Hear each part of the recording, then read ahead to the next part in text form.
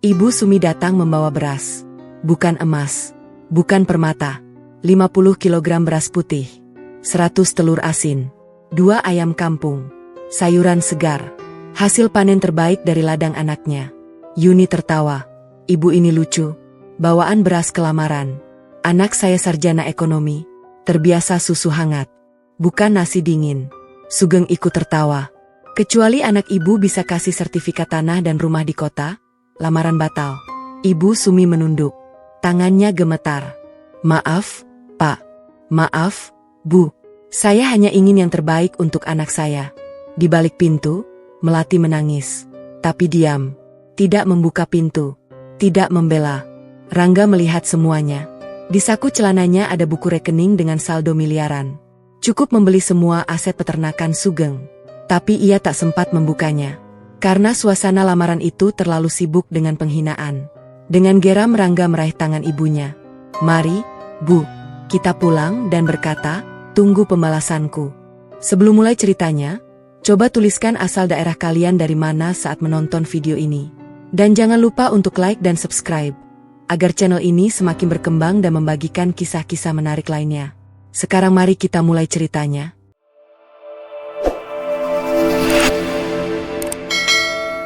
Langit masih gelap ketika Ibu Sumi bangun dari tidurnya. Wanita berusia 60 tahun itu segera mengambil air wudhu. Tangannya yang keriput bergetar sedikit, bukan karena dingin, tetapi karena rasa bahagia yang tak bisa disembunyikan. Hari ini adalah hari lamaran anak satu-satunya, Rangga. Seorang pemuda yang sejak kecil hanya ia besarkan sendiri setelah suaminya meninggal karena kecelakaan di sawah. Ibu Sumi berbisik pelan di ruang sempit rumah papan itu. Ya Allah, lindungi anakku. Semoga hari ini berjalan lancar. Ia memandangi satu persatu seserahan yang sudah disiapkan sejak 3 bulan lalu. Bukan perhiasan atau amplop tebal. Yang ia siapkan adalah hasil bumi terbaik dari ladang Rangga. 50 kilogram beras putih bersih yang baru ditumbuk kemarin. 100 butir telur asin buatan tangan tetangganya. 2 ekor ayam kampung gemuk. 10 ikat sayuran segar yang masih meneteskan embun. Ibu Sumi yakin ini lebih dari cukup. Karena baginya, lamaran bukan tentang nilai uang. Lamaran adalah tentang ketulusan hati. Sementara itu, di rumah besar di ujung desa, Sugeng dan Yuni sedang berdandan di depan kaca berukir. Rumah mereka megah dengan lantai marmer. Di belakang rumah, puluhan sapi perah berjejer rapi di kandang beton. Sugeng adalah pengusaha peternakan terbesar di kecamatan. Ia memiliki 2 truk pendingin khusus untuk mengirim susu ke pabrik olahan di kota. Yuni, istrinya, terkenal dengan gaya bicaranya yang tajam dan matanya yang selalu menilai orang dari penampilan luar. Melati, anak perempuan semata wayang mereka, duduk di kamar dengan gaun berwarna krem. Melati gemetar. Bukan karena grogi, tetapi karena takut. Ia tahu ayah dan ibunya sebenarnya tidak pernah setuju dengan pilihannya. Rangga adalah petani. Di desa ini, petani dianggap kasta kedua dibanding peternak. Tapi Melati jatuh cinta pada ketulusan Rangga. Pada caranya membelai padi seperti membelai wajah kekasih. Jam menunjukkan pukul 9 pagi. Ibu Sumi dan Rangga datang dengan sepeda motor butut yang sudah berkarat di beberapa sisi. Rangga mengenakan kemeja putih lengan panjang yang disetrika sampai licin oleh ibunya. Ibu Sumi memakai kebaya biru tua, satu-satunya kebaya yang masih ia simpan sejak pernikahannya dulu. Mereka disambut di teras oleh asisten rumah tangga. Bukan oleh Sugeng atau Yuni. Rangga menghela napas. Sudah tercium bau tidak enak sejak awal, tapi ia paksakan demi Melati. Silakan duduk dulu, kata asisten itu setengah berbisik. Pintu ruang tamu terbuka. Sugeng keluar sambil merapikan jas batiknya. Yuni mengikutinya dengan tangan bersilang di dada. Mereka duduk di sofa panjang yang dilapisi kain beludru merah. Ibu Sumi dan Rangga duduk di kursi kayu yang lebih kecil, di bawah posisi yang lebih rendah. Ibu Sumi tersenyum. Ia maju sedikit lalu meletakkan seluruh seserahan di atas meja kaca. Dengan penuh hormat ia berkata, "Ini dari kami sekeluarga, Pak Sugeng, Bu Yuni. Hasil panen terbaik dari ladang anak saya. Semoga berkenan." Hening. Yuni tertawa. Bukan tawa yang ramah. Bukan tawa yang menyambut. Tawa itu tajam seperti pisau. Ia menoleh ke arah suaminya. Lalu berkata dengan suara yang sengaja dikeraskan, "Dengar itu, Pak? Hasil panen terbaik. Kita dikasih beras, telur asin, sama sayur, Masya Allah. Sugeng ikut tertawa kecil. Ia mengambil segenggam beras dari wadahnya, lalu membiarkan butiran beras itu jatuh kembali seperti air mancur kecil. Katanya, ini acara lamaran, Bu, bukan pasar tradisional. Masa iya besanan saya bawa seserahan begini? Lihat rumah saya, kandang sapi saya. Anak saya terbiasa dengan susu hangat setiap pagi, bukan nasi dingin sisa kemarin. Ibu Sumi terdiam. Senyumnya perlahan memudar. Tangannya yang semula tenang kini bergetar hebat. Bukan karena gugup, tetapi karena dadanya terasa ditusuk perlahan oleh 1000 jarum. Rangga belum bicara. Matanya membesar. Ia melihat ibunya. Wanita yang tak pernah mengeluh meski hanya makan nasi dan garam bertahun-tahun. Wanita yang menjual satu-satunya perhiasan demi biaya sekolahnya. Sekarang wanita itu hanya bisa menunduk di hadapan dua orang sombong yang tak tahu apa arti keringat di peluh petani. Melati yang mendengar dari balik pintu sontak ingin keluar. Tapi kakinya membeku. Ia takut. Takut pada ayahnya yang keras kepala. Takut pada ibunya yang lidahnya lebih tajam dari silet. Ia hanya bisa menangis pelan sambil menggenggam ujung gaunnya sendiri. Yuni belum puas. Ia berdiri lalu mendekati Ibu Sumi. Dengan jemarinya yang panjang ia mengambil satu butir telur asin. Ia membolak-balikan telur itu di depan mata Ibu Sumi seolah sedang memeriksa barang rongsokan. Ibu ini lucu, ya, kata Yuni. Anak saya ini sarjana ekonomi, loh. Calon suaminya minimal punya CV bagus, usaha jelas, mobil pribadi. Masa ia jadi istri petani miskin? Maaf, Bu, saya bicara jujur. Lamaran ini tidak bisa dilanjutkan. Kecuali Rangga bisa memberikan mahar berupa sertifikat tanah dan uang muka untuk rumah di kota. Mata Ibu Sumi berkaca-kaca. Ia ingin menjawab. Ia ingin menjelaskan bahwa padi yang ia bawa adalah jenis padi organik premium yang harga jualnya 2 kali lipat beras biasa. Ia ingin mengatakan bahwa Rangga sebenarnya punya lahan padi seluas 4 hektar, gudang pengeringan modern, dan kerjasama dengan 3 supermarket besar di ibu kota provinsi. Tapi semua kata-kata itu tertahan di kerongkongannya yang terasa sesak. Yang bisa ia lakukan hanyalah menunduk lebih dalam sambil berbisik. Maaf, Bu. Maaf, Pak. Saya hanya ingin yang terbaik untuk anak saya. Satu kalimat itu seperti tamparan untuk Rangga. Bukan karena ibunya meminta maaf. Tapi karena ibunya mengucap maaf padahal ia tidak bersalah. Ibu Sumi meminta maaf atas ketulusannya. Itu yang tidak bisa diterima oleh Rangga. Ia menoleh ke arah pintu kamar tempat Melati bersembunyi. Ia berharap mendengar suara Melati. Setidaknya sekadar membuka pintu lalu berkata, "Ayah, Ibu, jangan seperti itu." Tapi tak ada suara, tak ada gerakan. Hanya isak tangis pelik yang samar-samar terdengar. Rangga berdiri pelan. Ia meraih tangan ibunya yang keriput. Tangannya kasar karena tanah dan rumput, tetapi hangat seperti matahari pagi. Ia berkata dengan suara datar, "Mari, Bu, kita pulang." Sugeng melongo. "Loh, belum selesai, Mas Rangga." Rangga menatap mata Sugeng. Dalam tatapan itu ada api yang tak kasat mata.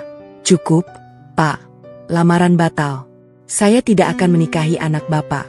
Yuni tertawa lagi, bahkan lebih keras. "Batal?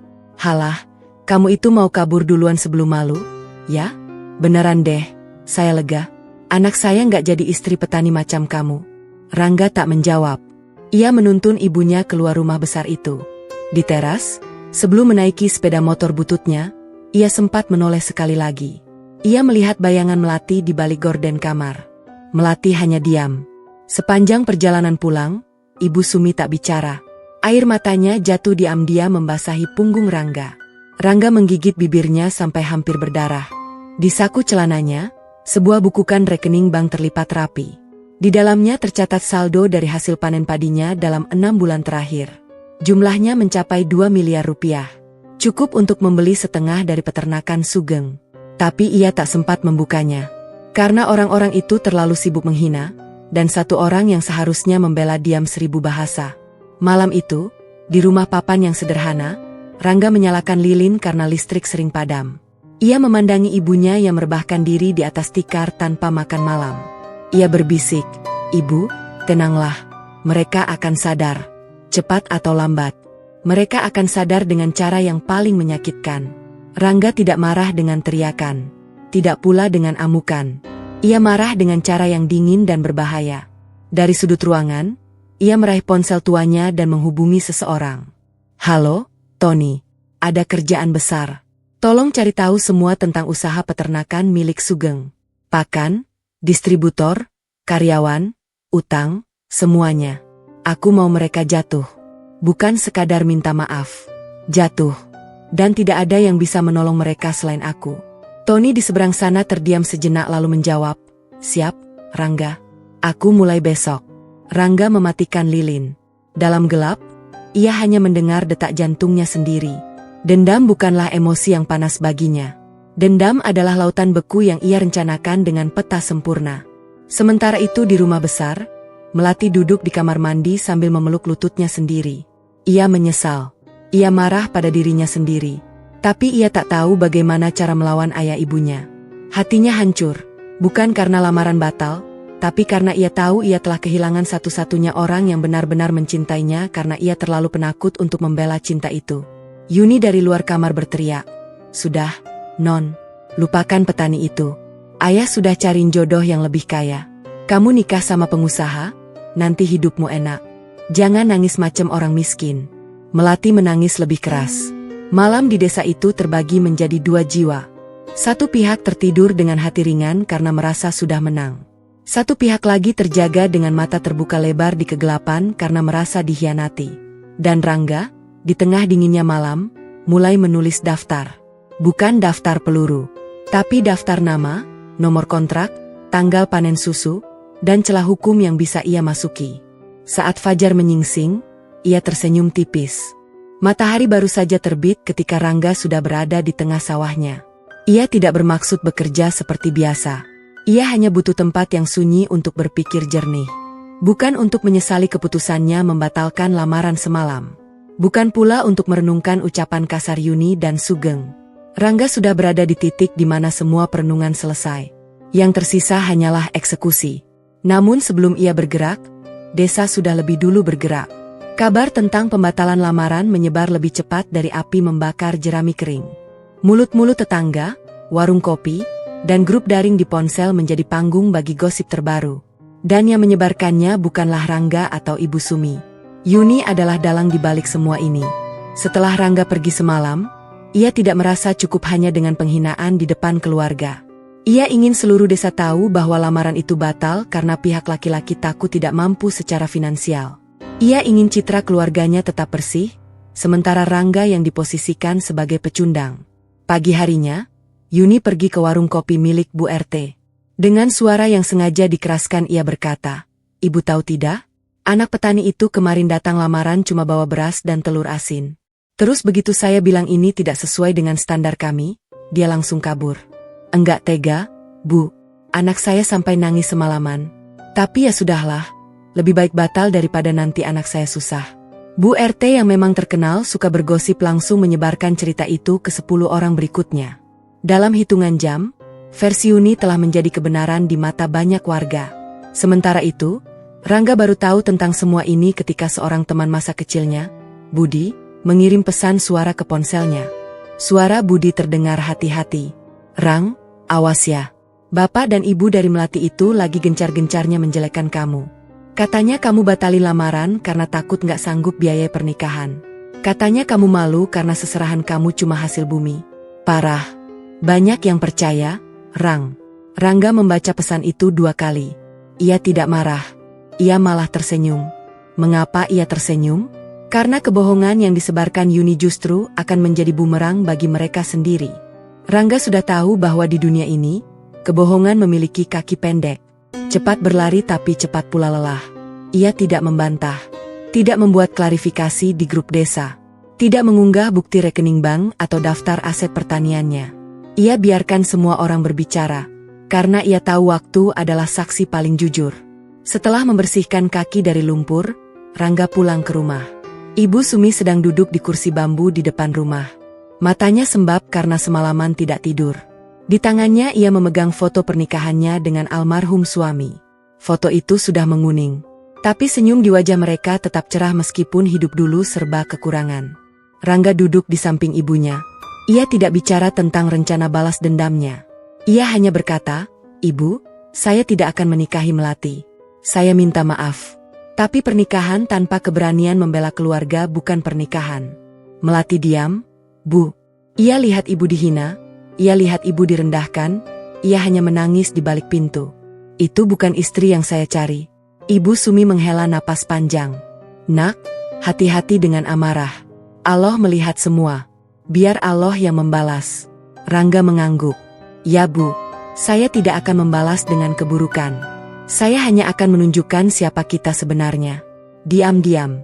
Jam menunjukkan pukul 10 pagi ketika mobil sedan hitam berhenti di depan rumah papan Rangga. Dari dalam mobil keluar Melati dengan wajah pucat. Matanya merah seperti habis menangis sepanjang perjalanan.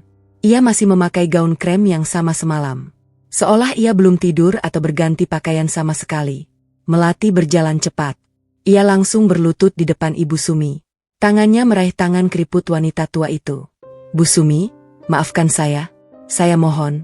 Saya minta Rangga membatalkan keputusannya. Saya tidak tega, Bu. Saya cinta Rangga. Ibu Sumi bingung. Ia tidak tahu harus berkata apa. Ia hanya bisa menepuk pelan punggung Melati. Nak, ini bukan soal saya. Ini soal anak saya. Kamu bicara sama Rangga. Rangga yang berdiri di pintu menatap Melati dengan tatapan yang berbeda dari biasanya. Bukan tatapan penuh cinta seperti saat mereka masih berpacaran di pematang sawah. Bukan tatapan rindu seperti saat mereka berpisah karena hujan deras. Tatapan ini adalah tatapan orang yang sudah tidak lagi percaya. Rangga berkata dengan suara pelan tapi jelas. Melati, dengar baik-baik. Semalam di ruang tamu rumahmu, ibuku dihina. Di depan kita semua. Aku lihat ibumu tertawa. Aku lihat ayahmu membolak-balikan beras seolah itu sampah. Dan kamu di balik pintu. Aku dengar isak tangismu. Tapi aku tidak dengar suaramu membela. Tidak dengar pintu terbuka. Tidak dengar langkah kakimu maju. Kamu diam. Kamu biarkan semuanya terjadi. Melati terisak lebih keras. Aku takut, Rang. Aku takut sama ayah dan ibuku. Aku takut dibentak. Aku takut dimarahi. Tapi aku cinta kamu. Aku mohon, jangan batalkan pernikahan ini. Rangga menggeleng. Cinta tanpa keberanian bukan cinta, Melati. Cinta itu ketika kamu lebih takut kehilangan orang yang kamu cintai daripada takut dimarahi orang tuamu. Kamu gagal di ujian paling sederhana. Dan aku tidak bisa memulai rumah tangga dengan seseorang yang tidak bisa melindungi keluarganya sendiri. Kata-kata itu menusuk hati Melati. Ia tahu Rangga benar. Ia tahu semenjak semalam ia telah membenci dirinya sendiri karena ketidakberaniannya. Tapi terlambat. Kata terlambat adalah kunci yang sudah tidak bisa membuka pintu manapun. Melati berdiri perlahan. Wajahnya basah. Ia memandang Rangga untuk yang terakhir kali dengan mata penuh penyesalan. Baiklah, Rang. Aku terima. Tapi ingat, aku tidak akan pernah berhenti mencintaimu. Dan suatu hari, ayah ibuku akan sadar bahwa mereka telah kehilangan menantu terbaik yang pernah mereka hina. Melati pergi dengan mobil sedan hitam itu. Di dalam mobil ia menangis histeris. Sopirnya hanya diam dan menyalakan pendingin ruangan lebih rendah agar udara tidak terasa panas untuk perempuan yang hancur hatinya. Rangga kembali ke dalam rumah. Ia melihat Ibu Sumi masih duduk di kursi bambu. Wajah Ibu Sumi dipenuhi kerutan sedih. Rangga tahu ibunya tidak ingin semua ini terjadi. Ibu Sumi adalah wanita yang memaafkan bahkan sebelum dimintai maaf. Tapi Rangga bukan tipe seperti itu. Bukan karena ia pendendam. Tapi karena ia percaya bahwa keadilan harus ditegakkan. Dan tidak ada keadilan tanpa harga yang harus dibayar. Siang harinya, Rangga pergi ke kantor notaris di kota kecamatan. Ia tidak memberitahu siapapun. Di dalam tas ranselnya ia membawa berbagai dokumen. Sertifikat lahan padi. Bukti kontrak kerjasama dengan supermarket. Laporan keuangan 6 bulan terakhir. Dan 1 lembar kertas kosong yang nantinya akan ia isi dengan nama perusahaan fiktif. Di kantor notaris, ia bertemu dengan seorang pengacara muda bernama Rini. Rini adalah teman kuliah Rangga dulu. Sekarang Rini sudah menjadi notaris terkenal yang sering menangani kasus korporasi. Rangga tidak pernah memamerkan pertemanan ini. Ia simpan seperti menyimpan kartu as di lengan bajunya. Rini tersenyum melihat Rangga. Wah, Mas Rangga, tumben datang ke kantor saya. Biasanya urusan surat-surat lewat staf. Pasti ada masalah besar. Rangga duduk di kursi tamu. Ia meletakkan dokumen-dokumennya di meja. Rini, aku mau tanya, Kalau seseorang punya usaha besar tapi tidak tahu siapa sebenarnya yang menguasai rantai pasok bahan bakunya, berapa lama orang itu bisa bertahan jika rantai pasoknya tiba-tiba putus? Rini mengernyit. Maksudmu memonopoli atau memblokir distribusi? Bukan memblokir. Cuma mengalihkan prioritas. Distributor pakan ternak mereka selama ini langganan satu pemasok. Jika pemasok itu tiba-tiba menaikkan harga 3 kali lipat dengan alasan kelangkaan, mereka akan panik. Lalu mereka akan cari pakan murah. Pakan murah itu akan merusak kualitas susu. Produksi turun. Pelanggan kabur. Utang menumpuk. Lalu, Rini menyambung. Lalu mereka akan jatuh. Rangga mengangguk pelan. Rini memandang Rangga dengan seksama. Dia tahu Rangga bukan orang yang bermain kotor. Tapi dia juga tahu Rangga bukan orang yang suka diinjak. Rini bertanya, jadi ini masalah pribadi? Rangga menjawab, masalah kehormatan keluarga. Ibuku dihina di depan umum. Dan mereka menyebarkan fitnah bahwa aku mundur karena tidak mampu. Aku hanya ingin mereka tahu bahwa seorang petani bisa menjadi raja di negerinya sendiri tanpa harus pamer mobil sedan hitam. Rini terdiam sejenak lalu mengangguk. Baik, aku bantu secara legal. Tapi jaga hati, Rang. Jangan biarkan dendam melahap kebaikan yang ada di dalam dirimu. Rangga tersenyum tipis. Dendam tidak akan melahapku, Rini. Aku yang akan melahap dendam itu setelah mereka sadar. Notaris itu menghela napas. Ia mulai membaca dokumen-dokumen Rangga satu persatu. Matanya melebar ketika melihat angka-angka di laporan keuangan. Ia bergumam, Masya Allah, Rang. Kamu ini bukan petani kecil. Kamu ini pengusaha agraris. Selama ini kamu pendam? Rangga berkata, aku tidak pernah merasa perlu pamer. Tapi kalau kebaikan dianggap kelemahan, maka kadang kita perlu menunjukkan sedikit kekuatan agar orang berhenti merendahkan. Rini menandatangani beberapa surat. Ia memberikan satu amplop coklat kepada Rangga. Ini draft pengalihan utang.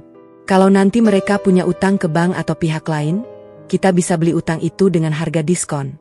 Lalu kita akan memegang hak tagih. Secara hukum, kamu bisa menyita aset mereka. Rangga memasukkan amplop itu ke dalam tasnya. Terima kasih, Rini. Doakan aku tidak kehilangan arah. Rini hanya tersenyum. Kamu orang baik, Rang. Hanya saja orang baik kadang harus tegas agar tidak dimanfaatkan. Sore harinya, Rangga pulang. Di perjalanan ia melewati rumah besar Sugeng dan Yuni. Dari balik pagar besi, ia melihat lampu-lampu terang menyala. Ia mendengar suara tawa Yuni yang khas seperti suara bebek tertawa.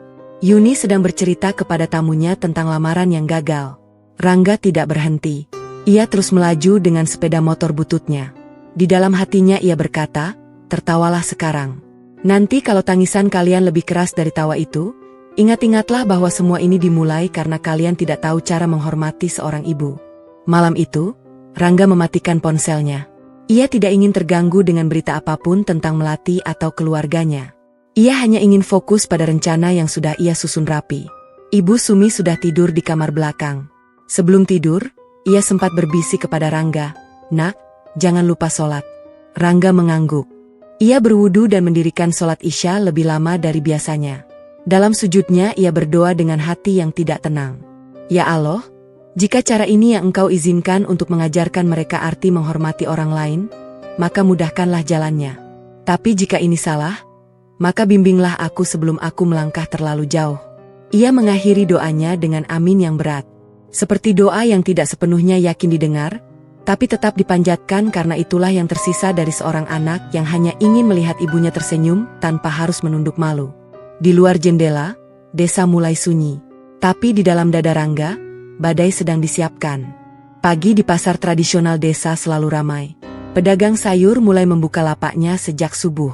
Bau ikan asin bercampur dengan wangi terasi yang digoreng. Suara tawar-menawar menjadi musik pagi yang tidak pernah berhenti.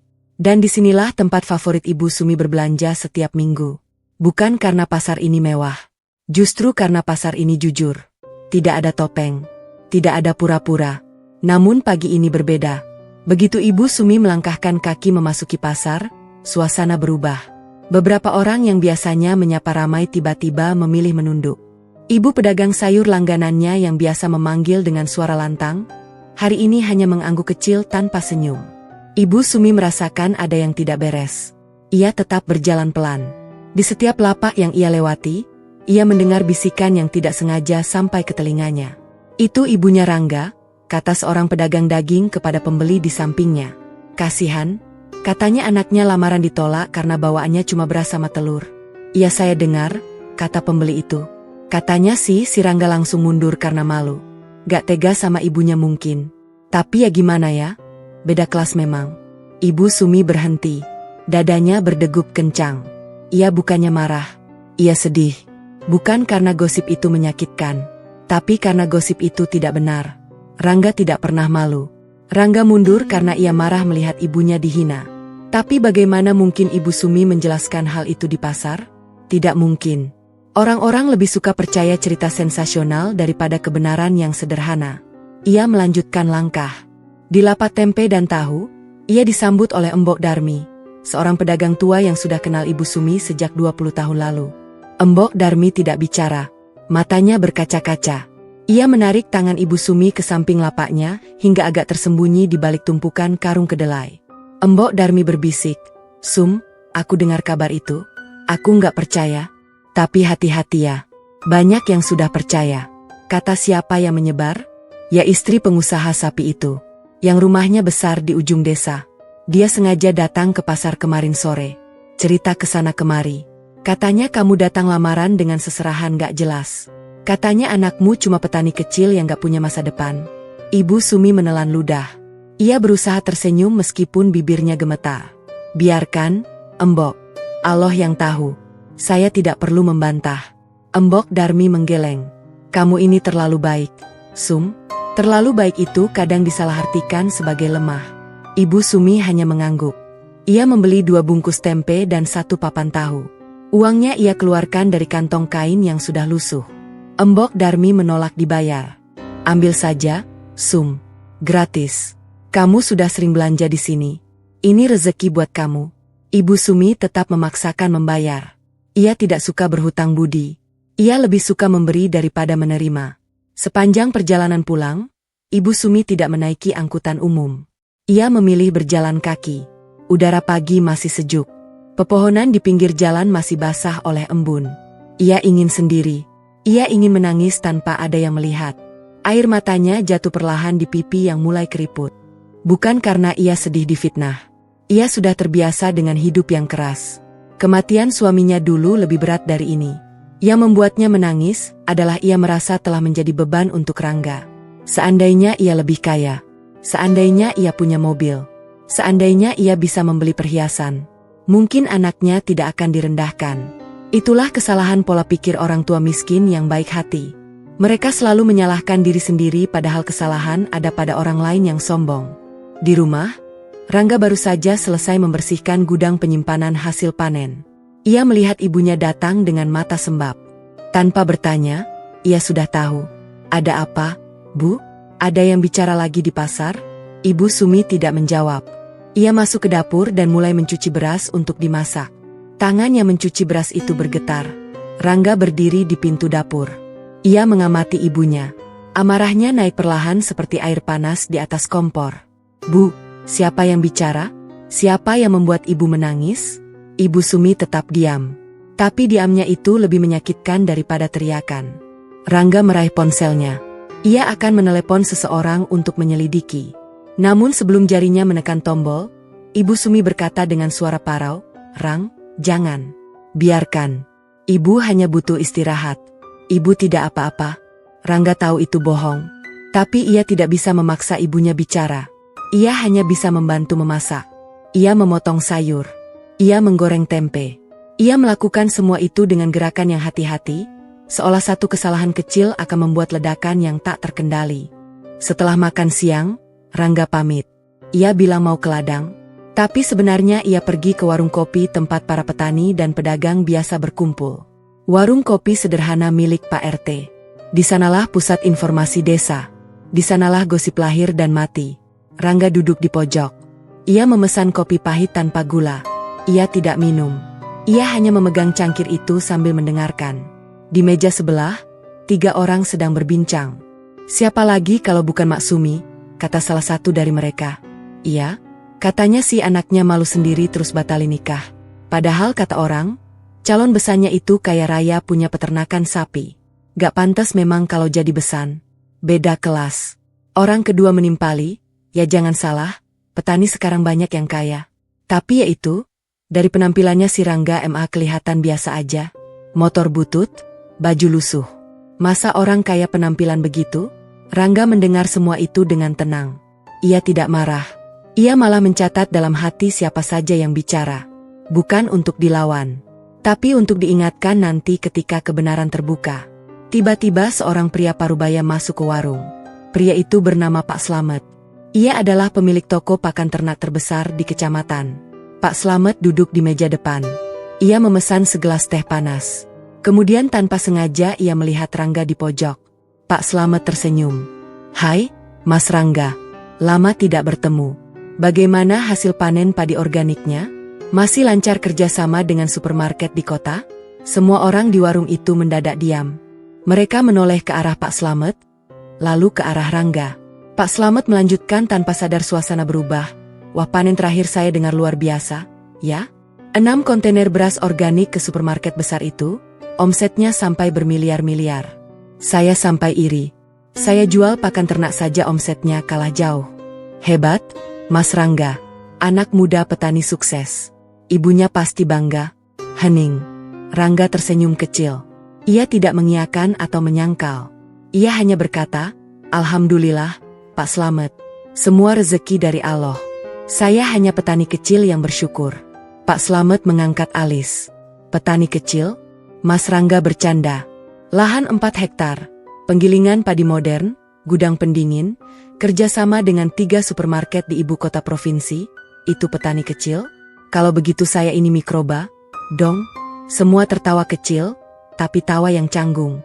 Para penggosip di meja sebelah mulai keringat dingin. Rangga berdiri. Ia meletakkan uang untuk kopinya di atas meja. Ia menepuk bahu Pak Slamet.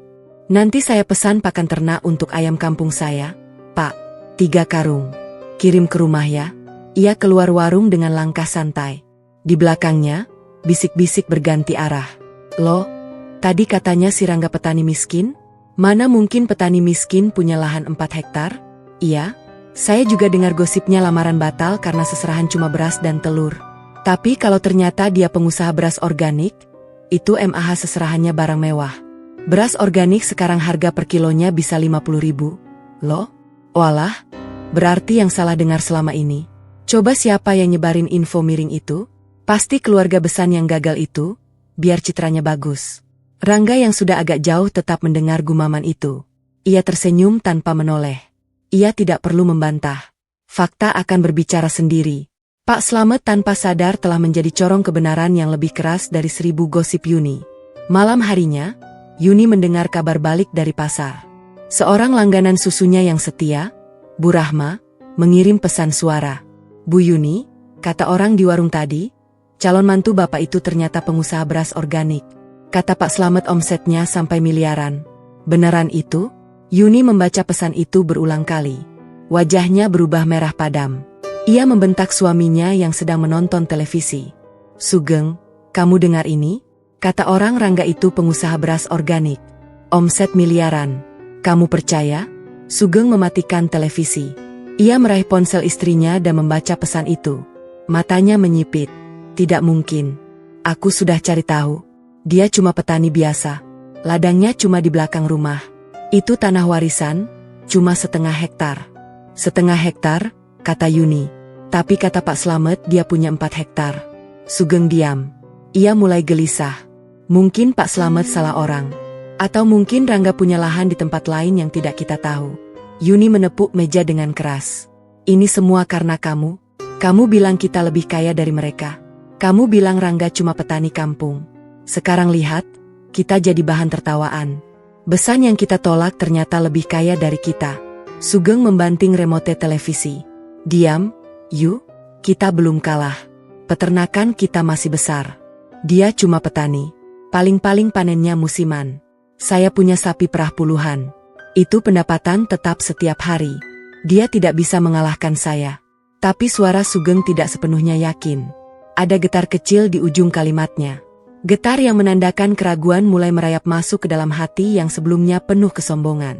Sementara itu di rumah papan, Ibu Sumi sedang duduk di teras.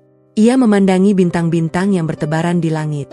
Rangga keluar dari kamar dengan membawa selimut. Ia selimuti ibunya yang mulai menggigil karena angin malam.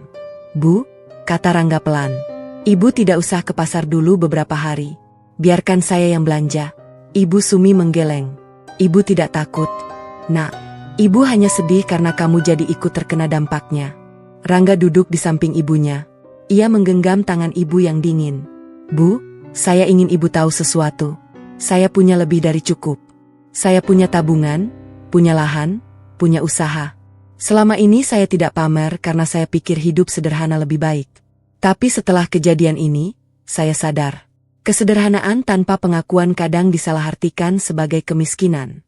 Dan kemiskinan di mata orang sombong adalah dosa yang tak termaafkan." Ibu Sumi menatap anaknya. Matanya berkaca-kaca. "Nak, jangan biarkan mereka mengubahmu menjadi pendendam. Balaslah dengan kebaikan." Rangga tersenyum. Ia tidak menjawab.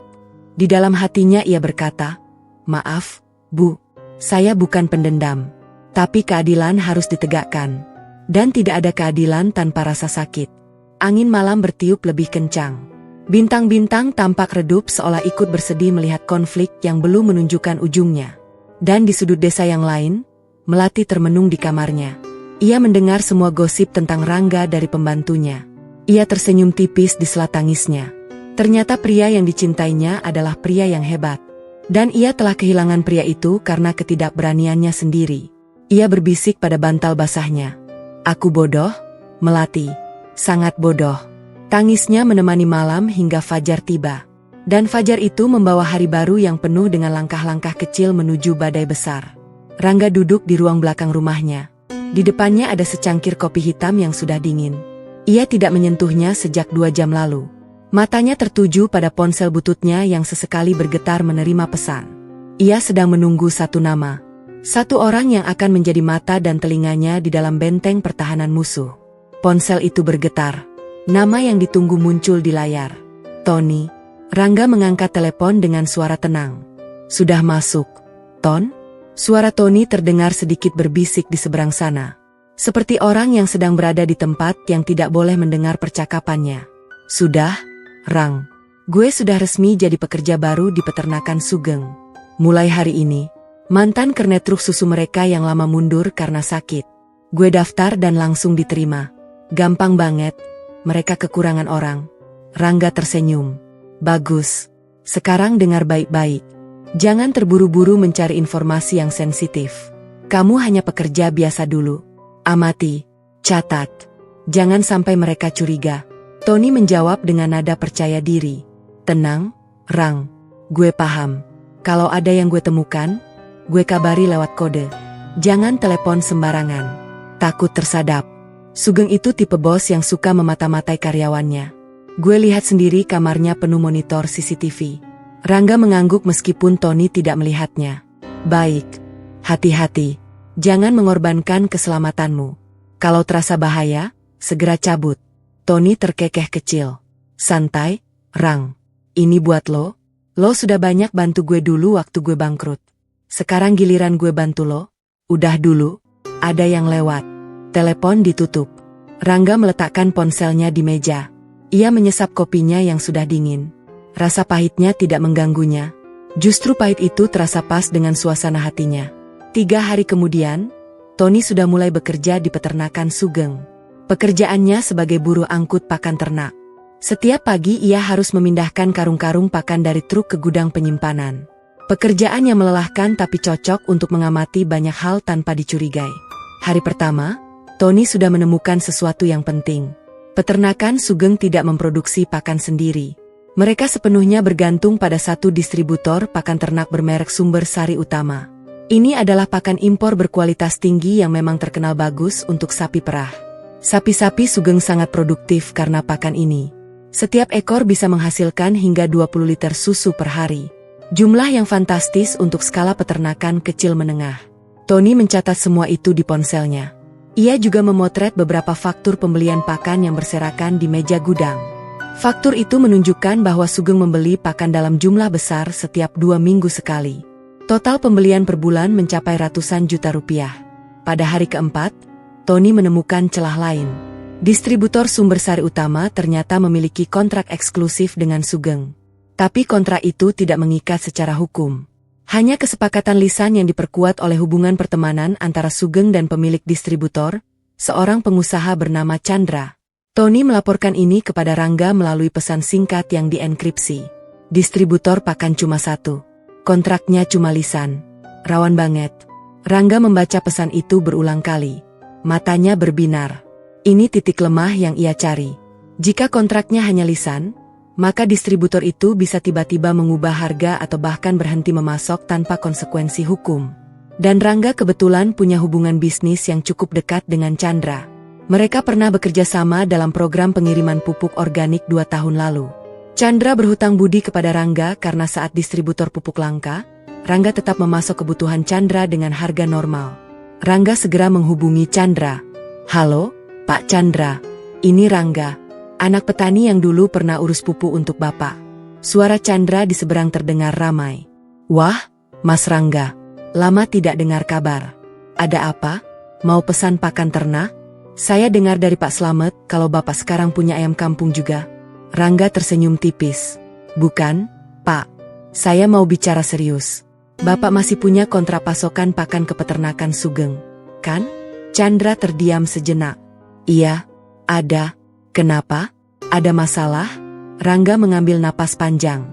"Saya tahu ini tidak biasa, tapi saya ingin minta bantuan. Tolong naikkan harga pakan ke Sugeng 3 kali lipat mulai bulan depan." Keheningan panjang di seberang sana. Chandra berkata dengan suara hati-hati, "Mas Rangga, itu namanya main tidak sehat. Saya tahu pasti ada konflik antara Bapak dengan Pak Sugeng. Tapi sebagai pengusaha, saya tidak bisa main-main dengan harga. Reputasi saya taruhannya." Rangga menjawab dengan tenang, "Saya tidak minta Bapak berbohong. Saya minta Bapak mengumumkan kenaikan harga secara resmi dengan alasan kelangkaan bahan baku impor. Itu bukan kebohongan, Pak. Bulan depan memang ada wacana dari pemerintah untuk menaikkan bea masuk pakan impor. Bapak bisa menggunakan itu sebagai alasan. Sementara selisih keuntungan dari kenaikan harga itu, Bapak tetap dapatkan. Yang lebih dari biasanya, Bapak kembalikan ke saya. Saya yang akan menanggung kerugian imajiner itu. Bapak tidak rugi apa-apa." Chandra berpikir keras. "Tapi kenapa Bapak mau repot-repot menghancurkan Pak Sugeng, Mas? Apa sampai segitunya?" Rangga menjawab dengan nada yang dingin namun tegas. "Karena Pak Sugeng dan istrinya menghina ibu saya di depan umum, Pak Chandra. Dan mereka menyebarkan fitnah bahwa saya seorang pemuda miskin yang tidak pantas menjadi menantu mereka. Saya tidak dendam, Pak. Saya hanya ingin mengajarkan bahwa setiap orang punya harga diri yang tidak boleh diinjak. Ibu saya adalah segalanya bagi saya. Siapapun yang membuatnya menangis harus siap menanggung konsekuensinya." Chandra terdiam lama. Akhirnya ia berkata, "Baik, Mas Rangga, saya bantu. Tapi satu syarat. Jangan sampai ada yang terluka secara fisik. Saya tidak mau terlibat dalam kekerasan." Rangga mengangguk meskipun Chandra tidak melihatnya. "Saya janji, Pak. Ini murni bisnis. Saya hanya akan mengalahkan mereka di bidang yang mereka banggakan. Harta dan usaha. Biarkan mereka merasakan apa rasanya direndahkan oleh orang yang mereka anggap miskin." Telepon ditutup. Rangga menatap langit-langit rumahnya yang terbuat dari seng tua. Ada lubang kecil di sana. Sinar matahari masuk melalui lubang itu, membentuk titik kecil di lantai tanah. Rangga menatap titik itu. Dalam hati ia berkata, dari sinar sekecil inilah kebakaran besar bermula. Sementara itu di peternakan Sugeng, Tony terus mengamati. Pada hari ke-7, ia menemukan fakta baru yang lebih penting. Sugeng ternyata berutang besar ke bank untuk ekspansi peternakan 6 bulan lalu. Ia membeli 12 sapi perah baru dari luar negeri. Harganya selangit. Untuk membayarnya, Sugeng menjaminkan sertifikat tanah dan bangunan peternakannya ke bank. Setiap bulan ia harus membayar cicilan yang sangat besar. Jika terlambat 3 bulan, bank berhak menyita asetnya. Tony melaporkan ini dengan pesan singkat. Sugeng utang gede ke bank. Agunan tanah peternakan. Cicilan tiap bulan gede. Ini vital. Rangga membaca pesan itu berulang kali. Ia memanggil Rini, notaris langganannya. Rini datang ke rumah Rangga sore harinya. Mereka duduk di ruang tamu sederhana itu sambil menikmati teh hangat buatan Ibu Sumi. Rini, Rangga memulai. Aku punya informasi bahwa Sugeng punya utang besar ke bank. Aku ingin tahu apakah kita bisa membeli utang itu dari bank. Rini mengangkat alisnya. Itu bisa, Rang. Tapi biasanya bank tidak menjual utang yang masih produktif. Kecuali jika nasabahnya sudah mulai bermasalah. Rangga tersenyum. Maka kita akan membuatnya bermasalah. Rini terdiam. Ia menatap Rangga dengan seksama. Rang, aku tahu kamu marah. Tapi yakin dengan jalan ini bukan sekadar balas dendam. Ini bisa menghancurkan kehidupan orang lain. Keluarganya, karyawannya, banyak orang yang tergantung pada peternakan itu. Rangga menghela napas. Aku tahu, Rini. Aku sudah memikirkannya berkali-kali. Tapi lihat ini dari sisi lain. Apakah mereka memikirkan perasaan ibuku ketika mereka menghinanya? Apakah mereka memikirkan perasaanku ketika mereka menyebarkan fitnah ke seluruh desa? Tidak. Mereka tidak pernah berpikir. Mereka hanya peduli pada diri mereka sendiri. Kadang manusia perlu dijatuhkan untuk belajar bahwa ada yang lebih tinggi dari langit dan ada yang lebih dalam dari bumi. Itu pelajaran yang tidak bisa didapatkan dari nasihat baik-baik. Rini menggeleng pelan. Kamu berubah, Rang. Rangga menatap mata Rini. Tidak. Aku tidak berubah. Aku hanya lelah menjadi orang baik yang selalu dimanfaatkan. Sekarang giliran mereka yang belajar menjadi baik. Rini tidak bisa berkata apa-apa lagi. Ia setuju membantu Rangga secara legal asalkan tidak ada yang melanggar hukum. Rangga berjanji. Minggu kedua, Tony sudah mendapatkan kepercayaan dari mandor peternakan. Ia sering disuruh mengantar susu ke pabrik pengolahan di kota. Di perjalanan, ia bebas menggunakan ponselnya tanpa dicurigai. Ia memanfaatkan waktu ini untuk merekam percakapan para karyawan yang mengeluhkan soal gaji yang sering terlambat. Ternyata Sugeng sering menunda pembayaran gaji karena uangnya habis untuk cicilan bank dan pembelian pakan mahal. Rangga mendapat semua rekaman itu. Ia tidak akan menggunakannya sebagai alat pemeras. Ia hanya ingin tahu seberapa rapuh peternakan itu sebenarnya. Dan jawabannya sangat rapuh. Sugeng membangun kerajaannya di atas hutang dan kesombongan. Tanpa pakan impor, tanpa bank yang memberinya pinjaman, ia tidak punya apa-apa. Pada suatu malam, Rangga mengajak ibunya bicara di teras. Ibu Sumi sedang menjahit celana Rangga yang robek di bagian lutut. Jarum jahitnya bergerak naik turun dengan ritme yang tenang. Bu, kata Rangga pelan. Ibu masih ingat ketika dulu bapak meninggal. Kita hampir kehilangan rumah ini karena tidak bisa bayar utang? Ibu Sumi berhenti menjahit. Wajahnya berubah muram. Ibu ingat, Nak. Ibu hampir gila waktu itu. Rangga melanjutkan. Tapi kita selamat karena ada tetangga yang membantu. Mereka memberi kita makan. Mereka meminjami uang tanpa bunga. Mereka tidak pernah menghina kita meskipun kita miskin. Ibu Sumi mengangguk. Itu sebabnya ibu selalu bilang, jangan pernah menghina orang yang sedang susah. Rangga menggenggam tangan ibunya. Sekarang giliran kita, Bu.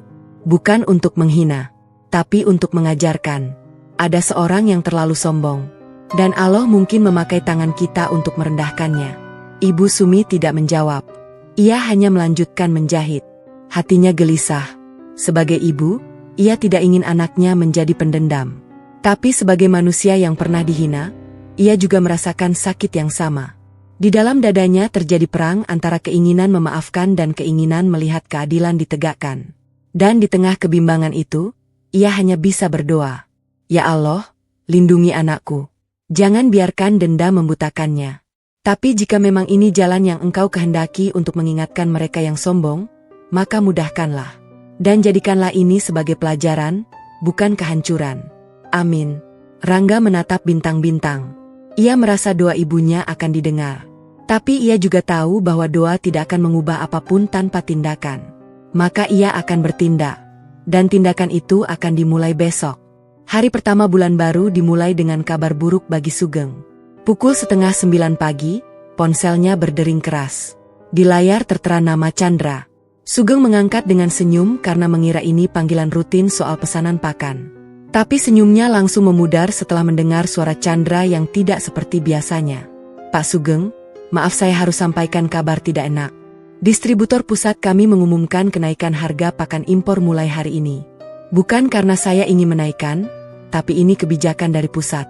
Ada kenaikan bea masuk dari pemerintah. Harga pakan naik 300%. Sugeng terdiam.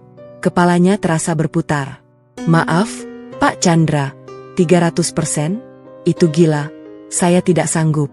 Apa tidak ada pilihan lain? Chandra menjawab dengan nada bersimpati.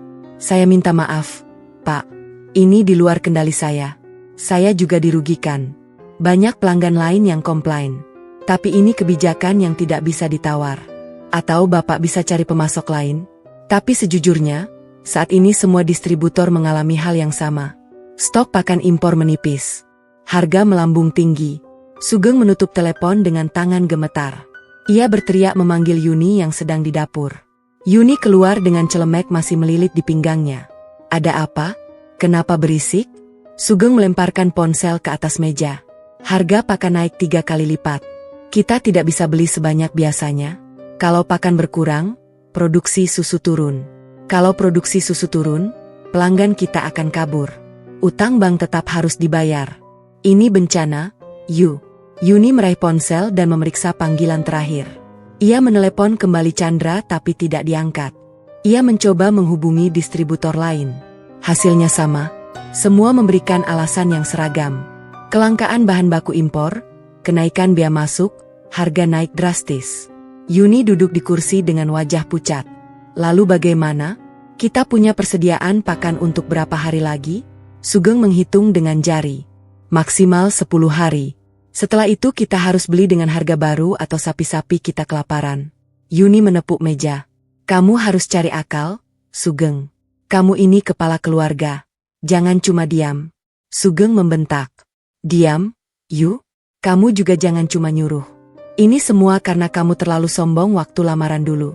Kalau kamu tidak menghina Ibu Sumi, mungkin kita tidak kena musibah begini. Yuni membelalakan mata. Kamu menyalahkan saya? Saya menghina karena kamu sendiri yang bilang Rangga itu petani miskin. Kamu yang salah penilaian, bukan saya. Pertengkaran itu berlangsung lama. Suara mereka terdengar sampai ke kandang sapi. Para pekerja termasuk Tony hanya bisa mendengar sambil geleng-geleng kepala. Tony mengirim pesan singkat ke Rangga. Panen perdana. Sugeng dan Yuni bertengkar hebat. Harga pakan naik 3 kali lipat. Mulai panik. Rangga membaca pesan itu sambil menuangkan kopi ke cangkirnya. Ia tidak tersenyum. Ia hanya mengangguk kecil. Rencana tahap 1 berhasil. 10 hari kemudian, persediaan pakan Sugeng habis. Ia terpaksa membeli pakan dengan harga baru. Uang yang biasanya cukup untuk sebulan sekarang hanya cukup untuk 10 hari. Pengeluarannya membengkak 3 kali lipat sementara pendapatan dari susu masih sama. Tapi masalah belum berhenti di situ. Yuni mendapat ide untuk membeli pakan murah dari distributor lain yang tidak terkena kenaikan harga. Distributor itu bernama Maju Jaya Feed. Harganya hanya setengah dari harga normal sebelumnya. Yuni gembira bukan kepalakan. Ia mengira telah menemukan solusi. Sugeng ragu. Tapi karena tidak punya pilihan, ia setuju. Ia membeli pakan Maju Jaya Feed dalam jumlah besar. Cukup untuk 2 bulan. Hari pertama pemberian pakan baru berjalan biasa. Hari kedua, beberapa sapi mulai menunjukkan gejala aneh. Nafsu makan menurun. Susu yang dihasilkan lebih sedikit dari biasanya. Hari ketiga, produksi susu turun drastis hingga 50%. Susu yang keluar pun rasanya aneh. Sedikit pahit dan berbau tidak sedap. Sugeng panik. Ia memanggil dokter hewan. Dokter hewan itu memeriksa sampel pakan dan sampel susu. Hasilnya mengejutkan. Pakan Maju Jaya Feed mengandung campuran bahan berbahaya yang tidak sesuai untuk sapi perah. Ada serbuk jagung kadaluarsa yang dicampur dengan dedak dan zat kimia untuk menekan biaya produksi. Pakan itu murah karena kualitasnya sampah. Sugeng marah luar biasa. Ia ingin menuntut Maju Jaya Feed. Tapi saat ia mencari alamat distributor itu, ternyata alamatnya fiktif. Nomor teleponnya sudah tidak aktif. Maju Jaya Feed hanya perusahaan bayangan yang sengaja dibuat untuk menjebaknya. Siapa yang melakukan ini? Bisik Sugeng dalam hati. Ia mulai curiga ada yang sengaja menjatuhkannya. Sementara itu, Rangga menerima laporan dari Tony. Sugeng kena pakan murahan. Produksi susu turun 50%. Kualitasnya jelek. Banyak pelanggan mulai komplain. Rangga menutup matanya sejenak. Ia sebenarnya tidak merencanakan bagian ini. Ia hanya menyuruh Chandra menaikkan harga pakan. Tapi Yuni dengan kebodohannya sendiri memutuskan mencari pakan murah dan terjebak. Ini keuntungan tambahan yang tidak terduga. Namun Rangga tidak pernah menyuruh siapapun membuat perusahaan bayangan Maju Jaya Fit. Itu ulah orang lain. Atau mungkin memang sudah takdir bahwa kesombongan Yuni akan membawanya pada kehancuran dengan tangannya sendiri. 2 minggu setelah pemberian pakan murah, kondisi sapi-sapi Sugeng semakin parah. 5 ekor sapi sakit parah. 2 di antaranya tidak bisa berdiri lagi. Dokter hewan menyarankan untuk menyuntik mati agar tidak menderita lebih lama. Sugeng menangis di kandang. Ia mencintai sapi-sapinya seperti anak sendiri. Yuni hanya bisa diam. Untuk pertama kalinya dalam hidupnya, ia tidak bisa berkata apa-apa. Ia sadar bahwa ide membeli pakan murah adalah kesalahannya sendiri. Pelanggan susu mulai berjatuhan. Pabrik pengolahan susu di kota mengembalikan kiriman karena kualitas tidak memenuhi standar. Toko-toko kecil yang biasa menjual susu segar Sugeng juga berhenti memesan. Mereka beralih ke peternak lain yang kualitasnya lebih baik. Pendapatan Sugeng turun hingga 80% dalam waktu kurang dari 1 bulan. Sementara cicilan bank tetap harus dibayar. Gaji karyawan juga harus dibayar. Sugeng mulai menjual aset pribadi. Mobil sedan hitamnya yang mewah ia jual dengan harga miring. Perhiasan Yuni juga ikut dijual. Tapi semua itu hanya cukup untuk menutup 1 bulan. Pada akhir bulan kedua, Sugeng terlambat membayar cicilan bank untuk pertama kalinya. Bank mengirim surat peringatan. Surat itu jatuh di tangan Yuni. Yuni membaca surat itu berulang kali. Wajahnya pucat seperti mayat. "Sugeng," kata Yuni dengan suara parau. "Bank mengancam akan menyita peternakan kita jika kita tidak membayar denda dan cicilan tertunggak dalam 30 hari. Sugeng merebut surat itu dan membacanya. Tangannya gemetar hebat. Ia melemparkan surat itu ke lantai. "Ini tidak mungkin terjadi. Ini tidak mungkin. Aku sudah bekerja keras puluhan tahun membangun ini semua. Tidak mungkin hancur hanya dalam 2 bulan. Yuni menangis. "Ini semua karena aku, Sugeng. Aku yang sombong. Aku yang merendahkan Ibu Sumi. Mungkin ini azab dari Allah." Sugeng menatap istrinya dengan mata merah. "Bukan azab, Yu. Ini ulah seseorang. Aku yakin ada yang sengaja menjatuhkan kita. Tapi siapa? Siapa yang memiliki motif dan kemampuan untuk melakukan ini semua?" Nama Rangga melintas di benak mereka berdua. Tapi mereka segera mengusirnya. Mustahil. Rangga hanya petani. Tidak mungkin ia memiliki jaringan dan pengaruh sebesar itu. Di rumah papan yang sederhana, Rangga duduk bersama ibunya. Ibu Sumi sedang membaca Al-Quran dengan suara lirih. Rangga mendengarkan dengan mata terpejam. Di sela-sela bacaannya, Ibu Sumi berhenti. "Nak, Ibu dengar kabar bahwa peternakan Pak Sugeng sedang terpuruk. Banyak sapi yang mati. Produksi susu hancur." Ibu sedih mendengarnya. Rangga membuka mata. "Mengapa Ibu sedih, Bu?" "Mereka pernah menghina Ibu. Mereka pernah membuat Ibu menangis." Ibu Sumi menghela napas. "Karena Ibu tahu rasanya kehilangan. Rasanya jatuh miskin. Rasanya tidak punya apa-apa. Ibu tidak ingin siapapun merasakan itu, meskipun orang itu pernah menyakiti Ibu." Rangga tidak menjawab. Ia hanya memegang tangan ibunya. Hati kecilnya berbisik. Bukankah ini yang Ibu ajarkan? Membalas kejahatan dengan kebaikan? Tapi maaf, Bu, kali ini saya tidak bisa. Mereka harus jatuh dulu. Setelah itu, terserah Ibu mau memaafkan atau tidak. Sementara itu, di peternakan yang sedang sekarat, Sugeng dan Yuni mulai putus asa. Mereka sudah meminjam ke sana kemari. Saudara-saudara mereka yang dulu sering mereka sombongi sekarang malah menghindar. Teman-teman bisnis yang dulu selalu tersenyum, kini tidak lagi mengangkat telepon. Sugeng duduk di teras rumahnya yang megah. Rumah itu dulu menjadi simbol kesuksesannya. Sekarang menjadi saksi bisu kehancurannya. Yuni duduk di sampingnya. Mereka berdua tidak bicara. Hanya tangis yang terdengar pelan. Melati, yang sejak pembatalan lamaran tinggal di kos-kosan di kota, pulang ke rumah karena mendengar kabar buruk itu.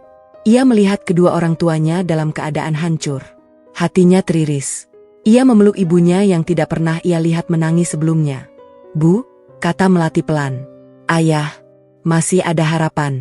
Kita bisa minta tolong pada seseorang." Sugeng mendongak. "Siapa, Nah? Siapa yang masih mau menolong kita di saat seperti ini?" Melati ragu sejenak. Ia menggigit bibirnya. Lalu dengan suara lirih ia berkata, "Mungkin Rangga, Ayah. Mungkin Rangga bisa membantu." Sugeng dan Yuni terdiam. Nama itu seperti petir di siang bolong. "Jangan gila," kata Sugeng. "Dia orang yang kita hina. Masa kita minta tolong padanya? Tapi Melati tidak menyerah. Tidak ada pilihan lain, Ayah. Rangga bukan orang yang jahat. Mungkin dia marah, tapi hatinya baik. Ayah dan Ibu harus coba. Ingat, di saat kita paling jatuh, kadang pertolongan datang dari orang yang paling tidak kita duga. Yuni menangis lebih keras. Ia ingat wajah Ibu Sumi yang tertunduk malu di ruang tamunya dulu. Sekarang bayangan itu menghantuinya. Ya Allah, bisik Yuni, apa kami sudah terlalu jauh? Malam itu, di rumah Papan, Rangga tidak bisa tidur.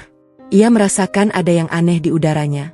Sesuatu akan terjadi, sesuatu yang besar, dan ia harus siap. Di luar jendela, bulan bersinar terang, tapi cahayanya dingin, seperti rencana yang sudah matang, seperti langkah yang tidak bisa diurungkan lagi. Malam itu angin bertiup lebih kencang dari biasanya. Di peternakan Sugeng, suasana sudah mencekam sejak matahari terbenam. Para karyawan pulang lebih awal karena tidak ada lagi pekerjaan yang berarti. Kandang sapi yang dulu ramai dengan suara hewan dan mesin pemerah susu sekarang sunyi. Hanya 10 ekor sisa dari puluhan ekor yang masih bertahan. Selebihnya mati atau sudah dijual murah. Sugeng duduk di kantornya yang kecil di samping gudang pakan. Ia tidak bisa tidur. Pikirannya kalut. Utang bank menumpuk. Gaji karyawan tertunggak 2 bulan. Pemasok pakan lama menagih piutang. Hidupnya seperti rumah kartu yang ambruk tertiup angin. Tony, yang masih bertahan sebagai karyawan meskipun banyak kawannya sudah di PHK, sedang bertugas malam itu. Tugasnya hanya berjaga-jaga. Tidak ada sapi yang perlu diperah. Tidak ada truk yang perlu dimuat. Ia hanya duduk di teras gudang sambil sesekali menghirup kopi dari termos tuanya. Tiba-tiba ia mendengar suara berisik dari arah belakang gudang. Suara seperti orang berjalan di atas jerami kering. Tony mengintip. Dalam gelap, ia melihat bayangan sesosok tubuh yang bergerak cepat di antara karung-karung pakan yang tersisa. Bayangan itu membawa sesuatu. Terlihat seperti botol atau jeriken. Tony memicingkan mata. Ia hendak menghampiri, tapi nalurinya berkata lain. Ia memilih diam dan mengamati dari kejauhan. 2 menit kemudian, bayangan itu pergi. Setelah bayangan itu menghilang di balik pagar belakang, Tony mendengar suara percikan.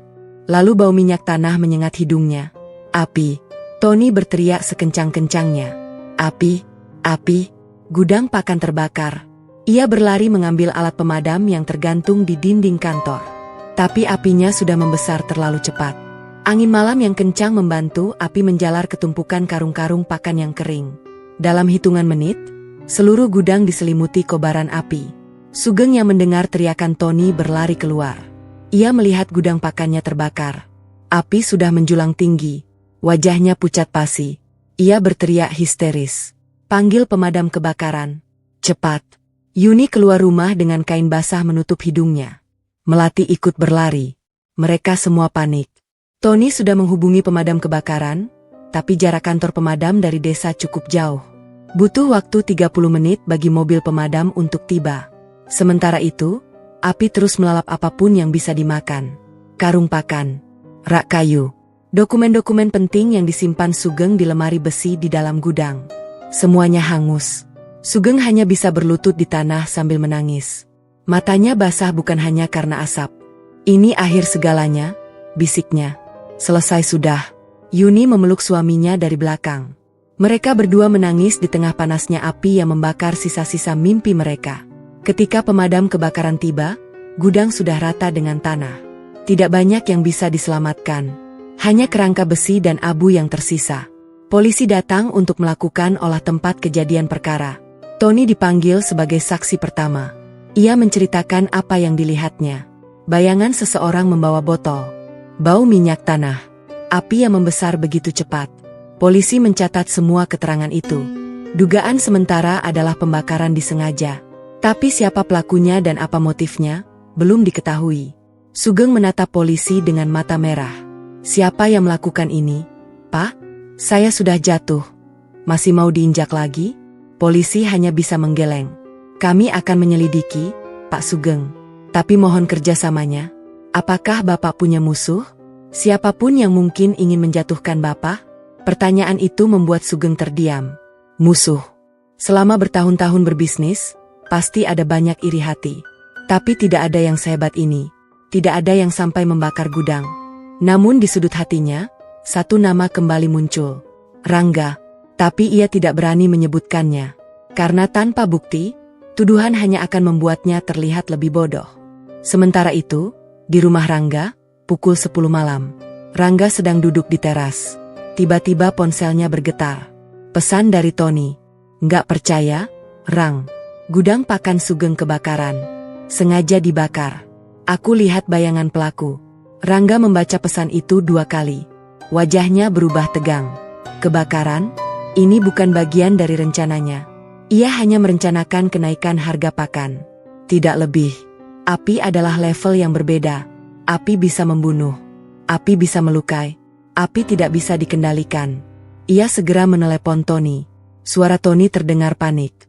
Rang, serius ini? Aku lihat sendiri. Ada orang bawa jeriken. Gara-gara api ini, semua bukti pembelian pakan murah juga ikut hangus. Untungnya beberapa faktur sudah aku foto sebelumnya. Tapi ini udah kelewatan, Rang. Ada orang lain yang ingin menghancurkan Sugeng. Bukan cuma kamu. Rangga menghela napas panjang. Tony, kamu selamat? Tidak ada yang curiga sama kamu? Aman, Rang. Aku cuma pekerja. Tidak ada yang tahu aku kontak kamu. Tapi kita harus hati-hati. Orang yang membakar gudang itu mungkin masih di sekitar desa. Rangga mengakhiri telepon. Ia masuk ke dalam rumah. Ibu Sumi sudah tertidur. Rangga memandangi wajah ibunya yang tenang di bawah lampu minyak. Hatinya bergejolak. Ya Allah, bisiknya. Aku tidak pernah merencanakan api. Aku tidak pernah ingin membahayakan nyawa. Jika ini peringatan dari MU, maka aku akan berhenti. Tapi jika ini ulah orang lain yang ingin memanfaatkan situasi, maka lindungilah kami semua dari kejahatan yang tidak kami ketahui. Keesokan paginya, berita kebakaran gudang pakan menjadi topik utama di seluruh desa. Warung kopi ramai dengan spekulasi. Ada yang bilang itu korsleting listrik. Ada yang bilang itu dendam lama. Ada yang bilang itu karena Sugeng tidak membayar gaji karyawan, jadi karyawan yang di PHK balas dendam. Tapi tidak ada yang menyebut nama Rangga. Rangga tetap tenang. Ia pergi ke ladang seperti biasa. Ia bekerja seperti tidak ada yang terjadi. Tapi di sela-sela mencangkul, pikirannya terus berputar. Siapa yang membakar gudang itu? Apakah itu kebetulan? Atau ada aktor lain yang bermain di panggung yang sama?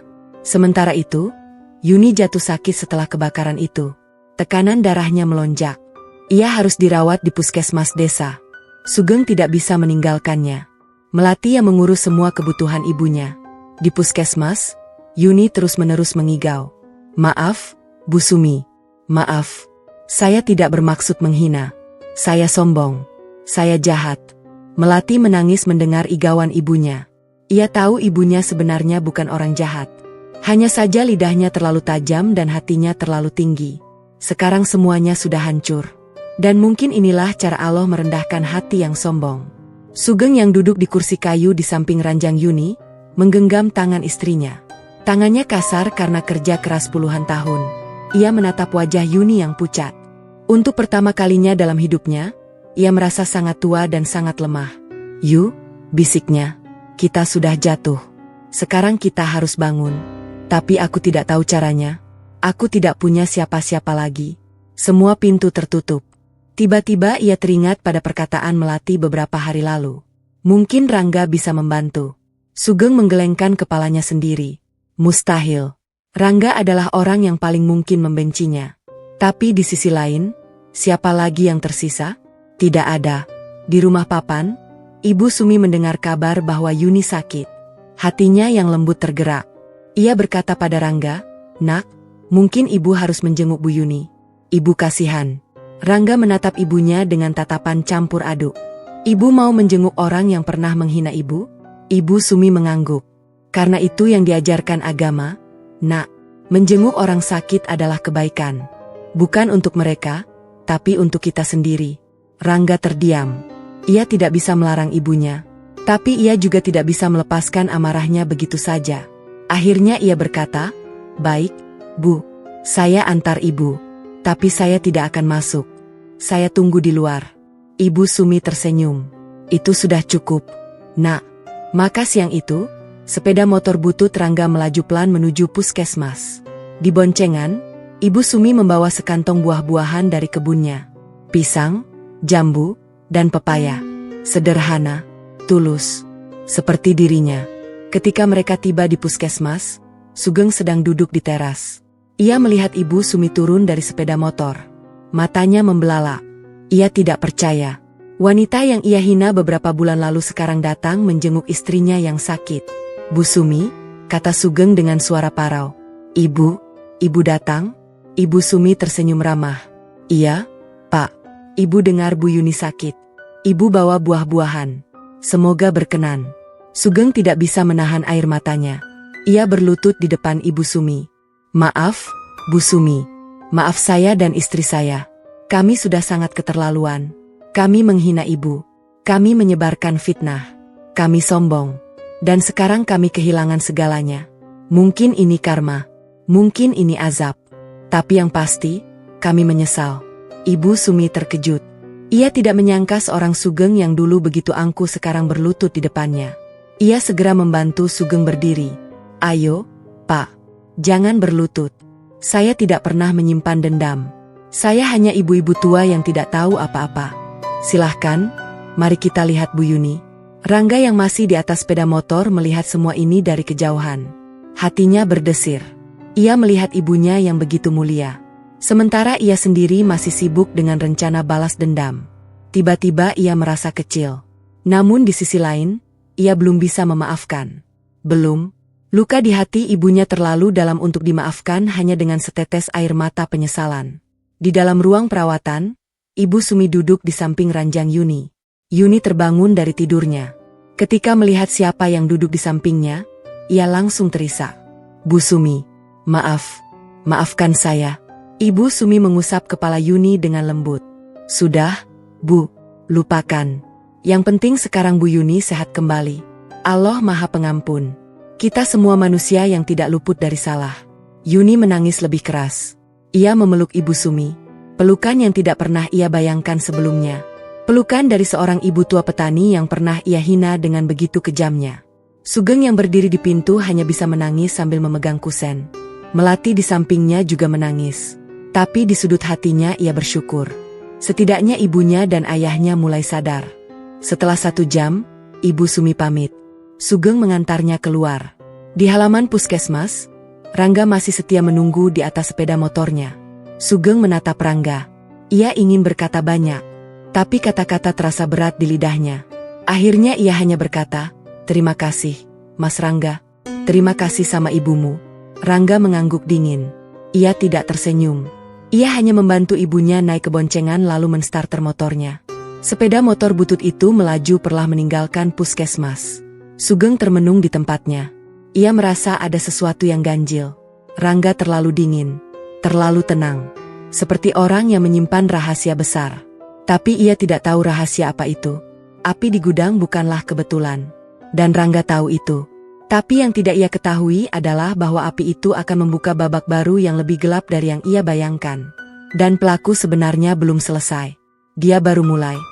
Kebakaran gudang pakan menjadi pukulan terakhir bagi usaha peternakan milik Sugeng.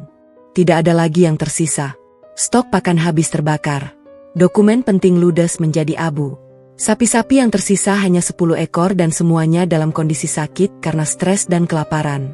Sugeng duduk di teras rumahnya yang mulai kotor karena tidak pernah dibersihkan. Daun-daun kering berserakan di halaman. Tidak ada lagi asisten rumah tangga. Tidak ada lagi sopir pribadi. Semua karyawan sudah di PHK satu persatu karena tidak ada uang untuk membayar gaji. PHK massal itu terjadi seminggu setelah kebakaran. Sugeng terpaksa mengumpulkan semua karyawannya di halaman peternakan yang sekarang sepi. 23 orang berdiri dengan wajah cemas. Mereka sudah mendengar kabar buruk, tapi tetap berharap Sugeng punya solusi. Sugeng berdiri di depan mereka dengan pakaian lusuh. Rambutnya sudah mulai beruban semakin banyak. Matanya cekung karena kurang tidur.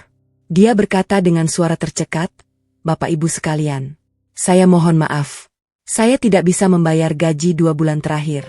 Dan mulai hari ini, saya tidak punya pilihan selain merumahkan semua karyawan. Peternakan ini sudah bangkrut. Saya tidak sanggup lagi." Suasana hening seketika. Kemudian tangis pecah dari beberapa karyawan wanita. Seorang pria parubaya yang sudah bekerja selama 15 tahun di peternakan itu melangkah maju. Wajahnya merah pada menahan amarah. "Pak Sugeng, bentak pria itu. Saya sudah bekerja di sini sejak awal. Saya setia. Saya gak pernah minta naik gaji. Tapi sekarang Bapak PHK saya tanpa pesangon. 2 bulan gaji saya belum dibayar. Anak saya butuh biaya sekolah. Istri saya butuh beras. Bapak tega? Sugeng menunduk. Ia tidak bisa menjawab. Tidak bisa membela diri. Karena semua yang dikatakan pria itu benar. Yuni yang berdiri di samping suaminya mencoba bicara. Pak RT, kami mohon pengertiannya. Kami juga korban. Ada yang sengaja menjatuhkan kami. Ada yang membakar gudang kami. Kami sendiri sekarang terlilit utang. Rumah ini pun mungkin akan disita bank. Pak RT, yang tidak lain adalah ketua RT setempat, meludah ke tanah. Korban, bapak dan ibu ini dulu kaya raya. Sombong, merendahkan orang miskin. Sekarang bapak bilang korban? Ini karma, Pak Sugeng. Ini karma. Kata-kata Pak RT disambut oleh karyawan lain. Mereka mulai berteriak. Ada yang menuntut haknya. Ada yang mengancam akan melaporkan Sugeng ke Dinas Tenaga Kerja. Ada yang sudah tidak bisa lagi menahan kemarahan karena perutnya lapar. Sugeng dan Yuni hanya bisa diam. Tidak ada lagi yang bisa mereka katakan. Tidak ada lagi yang bisa mereka berikan. Melati yang sejak kejadian itu memutuskan tinggal di rumah untuk membantu orang tuanya, mencoba menenangkan para karyawan. Ia berbicara dengan lembut. Maaf, Bapak Ibu. Saya mengerti kemarahan Bapak Ibu. Saya akan berusaha mencari bantuan. Saya akan memastikan Bapak Ibu mendapatkan haknya. Tolong bersabar. Pak RT menatap Melati dengan mata sembab. Non Melati, Bapak tahu kamu bukan orang jahat. Tapi orang tuamu beda. Mereka terlalu sombong. Sekarang mereka panen apa yang mereka tanam. Para karyawan akhirnya pergi satu persatu. Ada yang dengan kepala tegak, ada yang dengan tangis, ada yang dengan sumpah serapah. Hening kembali menyelimuti peternakan yang dulu ramai itu. Sementara itu, Tony sudah keluar dari peternakan sehari sebelum PHK massal. Ia berpura-pura mencari pekerjaan lain. Tapi sebenarnya ia sedang menjalankan misi baru dari Rangga. Misi yang lebih berbahaya. Rangga memintanya untuk memantau situasi dari luar. Juga untuk menyebarkan informasi bahwa Sugeng dan Yuni sekarang dalam keadaan paling lemah. Informasi itu penting untuk langkah selanjutnya. Tapi sesuatu yang tidak terduga terjadi. Pak RT yang marah dengan PHK massal itu ternyata tidak tinggal diam. Ia mengumpulkan warga desa untuk mengadakan rapat besar di balai desa. Topiknya adalah utang Sugeng yang belum dibayar kepada banyak pihak. Sugeng ternyata berhutang tidak hanya ke bank. Ia juga berhutang ke tetangga, ke koperasi desa, ke pemasok pakan, ke tukang bangunan yang merenovasi kandang tahun lalu. Total utangnya kepada warga desa sendiri mencapai ratusan juta rupiah. Pak RT berdiri di depan papan tulis di balai desa. Ia menuliskan satu persatu nama warga yang menjadi korban hutang Sugeng. Pak RT sendiri berhutang uang bangunan kandang sebesar 25 juta rupiah. Suara Pak RT menggema di ruangan yang penuh sesak. Saudara-saudara, kita selama ini dihormati oleh Pak Sugeng. Kita dianggap tetangga. Tapi ternyata di belakang kita, dia menunggak hutang bertahun-tahun. Dia membangun peternakan besar dari uang kita. Sekarang dia bangkrut dan tidak bisa bayar. Siapa yang rugi? Kita yang rugi.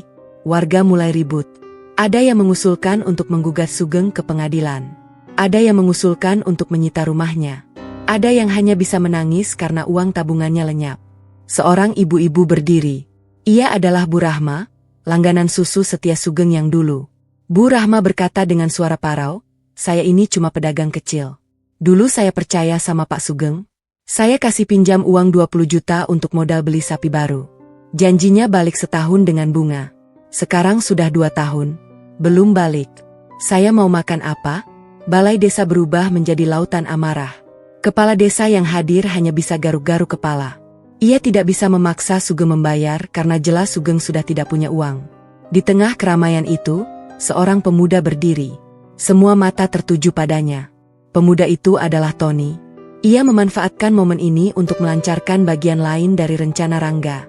Tony berkata, maaf, Pak RT, Bu RT, semua warga. Saya mantan karyawan Pak Sugeng. Saya tahu persis kondisi keuangan beliau. Saya juga punya piutang gaji 2 bulan di sana. Tapi daripada kita ribut dan tidak menyelesaikan masalah, lebih baik kita cari solusi. Siapa yang bisa membeli aset Pak Sugeng? Tanahnya, rumahnya, sisa sapinya. Hasil penjualan itu bisa dibagi rata ke semua kreditur. Warga saling berpandangan. Ide itu masuk akal. Tapi siapa yang punya uang cukup untuk membeli aset Sugeng? Tidak ada di desa ini. Kepala desa menghela napas. Saran Mas Tony bagus. Tapi masalahnya, tidak ada pembeli. Dan kalau tidak ada yang beli, aset itu akan disita bank. Bank akan menjualnya murah. Kreditur lain tidak akan kebagian apa-apa. Suasana kembali mencekam. Putus asa menyelimuti ruangan. Sementara itu, di rumah Sugeng, surat datang dari bank. Surat peringatan ketiga. Isinya tegas. Jika dalam 14 hari Sugeng tidak membayar tunggakan dan denda, maka bank akan menyita semua aset yang dijaminkan, termasuk tanah peternakan dan rumah tempat tinggal. Sugeng membaca surat itu di ruang tamu yang gelap karena listrik sudah dipadamkan sejak 3 hari lalu. Ia tidak punya uang untuk membayar tagihan listrik. Lampu yang tersisa hanyalah lilin-lilin kecil di sudut ruangan. Yuni duduk di kursi goyang yang dulu menjadi kebanggaannya. Sekarang kursi itu sudah usang karena tidak pernah dirawat. Yuni tidak bicara. Matanya kosong. Sejak keluar dari puskesmas, ia berubah menjadi pendiam. Tidak pernah marah. Tidak pernah tertawa. Tidak pernah menangis. Hanya diam. Seperti boneka yang jiwanya sudah tidak ada. Melati memegang tangan ibunya. "Bu," kata Melati lirih. "Jangan menyerah. Masih ada harapan." Yuni tidak menjawab. Matanya tetap kosong. Sugeng meletakkan surat bank di atas meja. Ia menatap Melati. "Nak, ayah ingin bertanya jujur. Menurut kamu, apa yang harus ayah lakukan?" Melati terdiam sejenak. Lalu ia berkata, "Ayah harus minta maaf secara resmi kepada Ibu Sumi dan Rangga. Bukan hanya maaf di puskesmas seperti kemarin, tapi maaf yang sungguh-sungguh. Dengan kerendahan hati, ayah harus mengakui semua kesalahan. Dan setelah itu, ayah harus minta tolong." Sugeng mengernyit. "Minta tolong pada siapa?" "Pada Rangga, ayah." Sugeng membuang muka. "Tidak bisa, nak. Ayah sudah menghina dia dan ibunya. Sekarang ayah minta tolong?" Malu. Melati memegang tangan ayahnya. "Ayah, rasa malu itu tidak akan memberi ayah makan. Rasa malu itu tidak akan membayar utang ayah. Rasa malu itu hanya akan membuat ayah semakin tenggelam. Ayah harus berani merendahkan diri untuk bangkit." Yuni yang sedari tadi diam tiba-tiba bicara. Suaranya parau dan pelan. "Sugeng, anak kita benar. Kita sudah terlalu lama sombong. Sekarang saatnya kita belajar rendah hati. Ayo, besok pagi kita pergi ke rumah Ibu Sumi." Sugeng terkejut mendengar istrinya bicara. Ini pertama kalinya Yuni mengakui kesalahan secara gamblang. Air mata Sugeng menetes. Ia mengangguk pelan. "Baik, besok kita pergi." Di rumah papan, Rangga sedang duduk di kursi bambu favoritnya. Ponselnya bergetar. Pesan dari Tony. Rencana berjalan. Warga sudah geram. Pak RT pimpin protes. Surat bank sudah sampai. Dalam waktu dekat mereka akan minta tolong ke siapapun. Siap-siap. Rangga mematikan ponsel. Ia menatap langit malam yang cerah. Bintang-bintang bertaburan seperti permata. Tapi hatinya tidak tenang. Ada beban berat di dadanya. Beban yang tidak bisa ia lepaskan meskipun rencana balas dendamnya berjalan mulus. Ibu Sumi keluar dari kamar. Ia membawa selimut tebal dan menyelimuti Rangga. "Nak, sudah larut. Masuklah. Dingin." Rangga meraih tangan ibunya. "Bu, kalau besok Sugeng dan Yuni datang ke sini minta maaf, apa ibu akan memaafkan?" Ibu Sumi duduk di samping Rangga. Ia menatap wajah anaknya dengan penuh kasih. "Nak, ibu sudah memaafkan mereka sejak lama. Sejak hari pertama mereka menghina ibu. Karena maaf itu bukan untuk mereka. Maaf itu untuk ibu sendiri. Agar ibu tidak terbebani oleh rasa sakit dan dendam." Rangga menunduk. "Maaf, Bu. Saya belum bisa seperti ibu. Saya masih sakit hati melihat ibu menangis." Ibu Sumi mengusap kepala Rangga. "Itu wajar, nak. Kamu anak yang baik. Tapi ingat, dendam tidak akan pernah menyembuhkan luka. Dendam hanya akan melukai orang lain, dan melukaimu sendiri di dalamnya. Biarkan waktu yang menyembuhkan. Biarkan Allah yang membalas dengan cara yang paling adil." Rangga tidak menjawab. Ia hanya memejamkan mata. Doa ibunya mengalun pelan di telinganya. "Ya Allah, berikan anakku hati yang lapang. Jangan biarkan kegelapan masuk ke dalam hatinya. Jadikan ia pemaaf seperti Engkau mengajarkan kami untuk memaafkan. Amin." Malam beranjak larut. Desa sunyi. Tapi di keheningan itu, konflik yang belum selesai masih terus bergerak seperti ular di balik rerumputan. Esok, pertemuan antara yang meminta maaf dan yang belum siap memaafkan akan terjadi. Dan pertemuan itu akan menjadi ujian terbesar bagi hati Rangga. Pagi itu matahari bersinar cukup terang. Udara masih segar karena hujan semalam membasahi tanah desa. Rangga sudah bangun sejak subuh. Ia tidak pergi ke ladang seperti biasa. Hari ini ia memilih tinggal di rumah. Ada firasat yang mengganjal di hatinya, seperti ada sesuatu yang akan terjadi. Ibu Sumi sedang menyapu halaman. Daun-daun kering dikumpulkannya perlahan. Sesekali ia melirik ke arah jalan desa yang membentang di depan rumahnya. Entah mengapa ia juga merasakan hal yang sama seperti yang dirasakan Rangga. Tepat pukul 9 pagi, sebuah mobil tua berwarna biru muda berhenti di depan rumah papan itu. Bukan mobil mewah seperti dulu. Ini mobil sewaan yang sengaja diambil Sugeng dari tetangganya karena mobil pribadinya sudah terjual. Dari mobil itu turun 3 orang. Sugeng dengan kemeja lusuh yang sudah pudar warnanya. Yuni dengan kain jarik lusuh yang dulu tidak pernah ia kenakan. Dan Melati dengan pakaian sederhana yang ia beli dari uang tabungan pribadinya. Sugeng berjalan pelan mendekati pagar kayu yang sudah lapuk. Ia membuka mulut hendak bersuara, tapi kata-kata tercekat di tenggorokannya. Lidah yang dulu begitu lincah menghina kini keluh 1000 bahasa. Yuni mengambil alih. Ia melangkah maju. Kedua tangannya gemetar. Matanya berkaca-kaca. Dengan suara parau yang nyaris tak terdengar ia berkata, "Bu Sumi, kami datang untuk minta maaf." Ibu Sumi yang sedang menyapu berhenti. Ia menatap ketiga orang di depannya. Hatinya terenyuh. Namun ia tidak langsung menyahut. Ia memandang ke arah Rangga yang berdiri di ambang pintu dengan tangan bersilang di dada. Rangga tidak bergerak. Wajahnya seperti batu.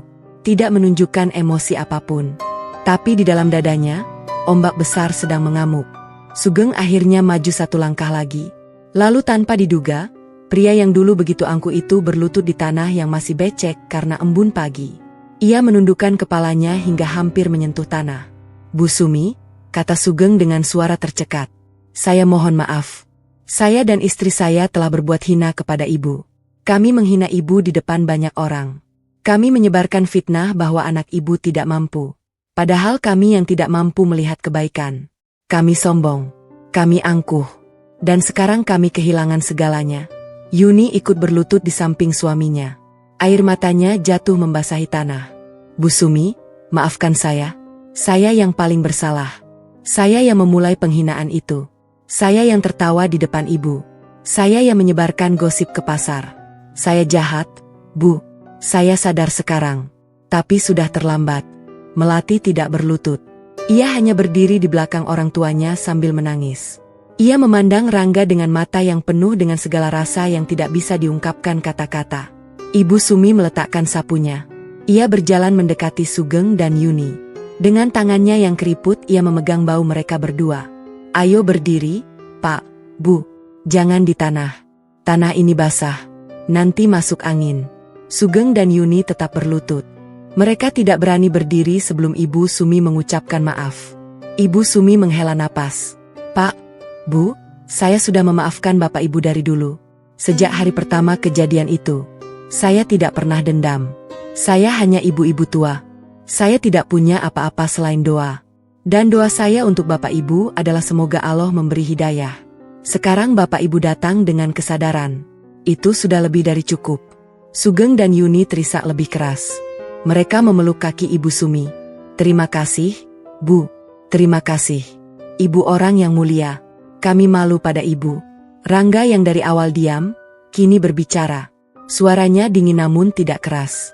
"Bapak dan Ibu tidak datang hanya untuk minta maaf, kan? Ada maksud lain." Sugeng mengangkat kepalanya. Ia menatap Rangga dengan mata berkaca-kaca. "Iya, Mas Rangga. Jujur, kami datang untuk minta tolong. Kami sudah bangkrut. Bank akan menyita aset kami dalam waktu dekat. Kami tidak punya siapa-siapa lagi. Semua pintu tertutup. Kami hanya punya harapan pada Ibu Sumi dan Mas Rangga." Rangga tersenyum tipis. Senyum yang tidak sampai ke matanya. "Jadi Bapak dan Ibu datang ke sini karena sudah tidak punya pilihan lain. Bukan karena benar-benar sadar, tapi karena terpaksa." Sugeng terdiam. Ia tidak bisa membantah. Yuni mencoba bicara. "Mas Rangga, Saya tahu kami salah. Tapi percayalah, penyesalan kami tulus. Kami tidak datang hanya karena butuh uang. Kami datang karena hati kami sudah berubah. Rangga berjalan mendekati mereka. Ia menatap mata Yuni satu persatu. Penyesalan yang tulus, Bu, tidak butuh kemiskinan untuk lahir.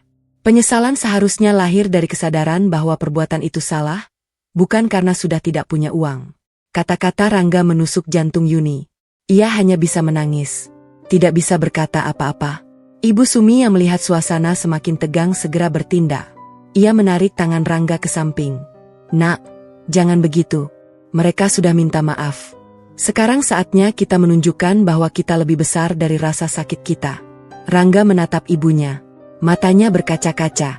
Bu, saya mencintai ibu. Itulah mengapa saya sangat sulit memaafkan orang yang membuat ibu menangis. Ibu memang sudah memaafkan. Tapi saya belum. Saya minta waktu. Ibu Sumi mengangguk. Ia tidak memaksa. Ia kembali ke tempat Sugeng dan Yuni. Baiklah, Pak, Bu. Hari ini biarlah anak saya masih perlu waktu. Tapi ibu akan bantu semampu ibu. Ibu tidak punya uang. Tapi ibu punya doa. Ibu akan doakan yang terbaik untuk bapak ibu. Sugeng menggeleng. Bu Sumi, kami tidak minta uang. Kami minta Mas Rangga membeli aset kami. Agar setidaknya kami bisa membayar utang kepada warga dan bank. Tidak ada orang lain yang mau membeli. Hanya Mas Rangga yang mungkin punya kemampuan. Rangga yang mendengar itu dari kejauhan mengerutkan kening. Bapak minta saya membeli peternakan bapak yang sudah bangkrut? Dengan uang apa bapak pikir saya punya? Sugeng menunduk. Saya dengar dari Pak Slamet, kata Mas Rangga punya usaha besar. Punya lahan luas. Punya kerjasama dengan supermarket besar. Saya yakin Mas Rangga mampu. Saya mohon. Rangga terdiam. Ia tidak suka bahwa identitas aslinya terbongkar. Tapi memang sudah tidak bisa disembunyikan lagi. Desa sudah mulai tahu bahwa ia bukan petani miskin. Ia berjalan masuk ke dalam rumah. Dari dalam lemari besi kecil yang tersembunyi di balik tirai, ia mengambil sebuah map coklat tebal. Ia keluar kembali lalu meletakkan map itu di atas meja kursi bambu. Ini, kata Rangga, surat-surat yang barangkali bapak perlu lihat. Sugeng membuka map itu dengan tangan gemetar. Matanya membelala ketika membaca isinya. Itu adalah dokumen kepemilikan utang-utang Sugeng. Bukan hanya ke bank, tapi juga ke beberapa kreditur lain. Semua utang itu ternyata sudah dibeli oleh sebuah perusahaan atas nama CV Tani Makmur. Sugeng menatap Rangga. CV Tani Makmur. Ini milik Mas Rangga? Rangga mengangguk pelan. Saya tidak bermaksud menyembunyikan. Tapi saya juga tidak bermaksud memamerkannya.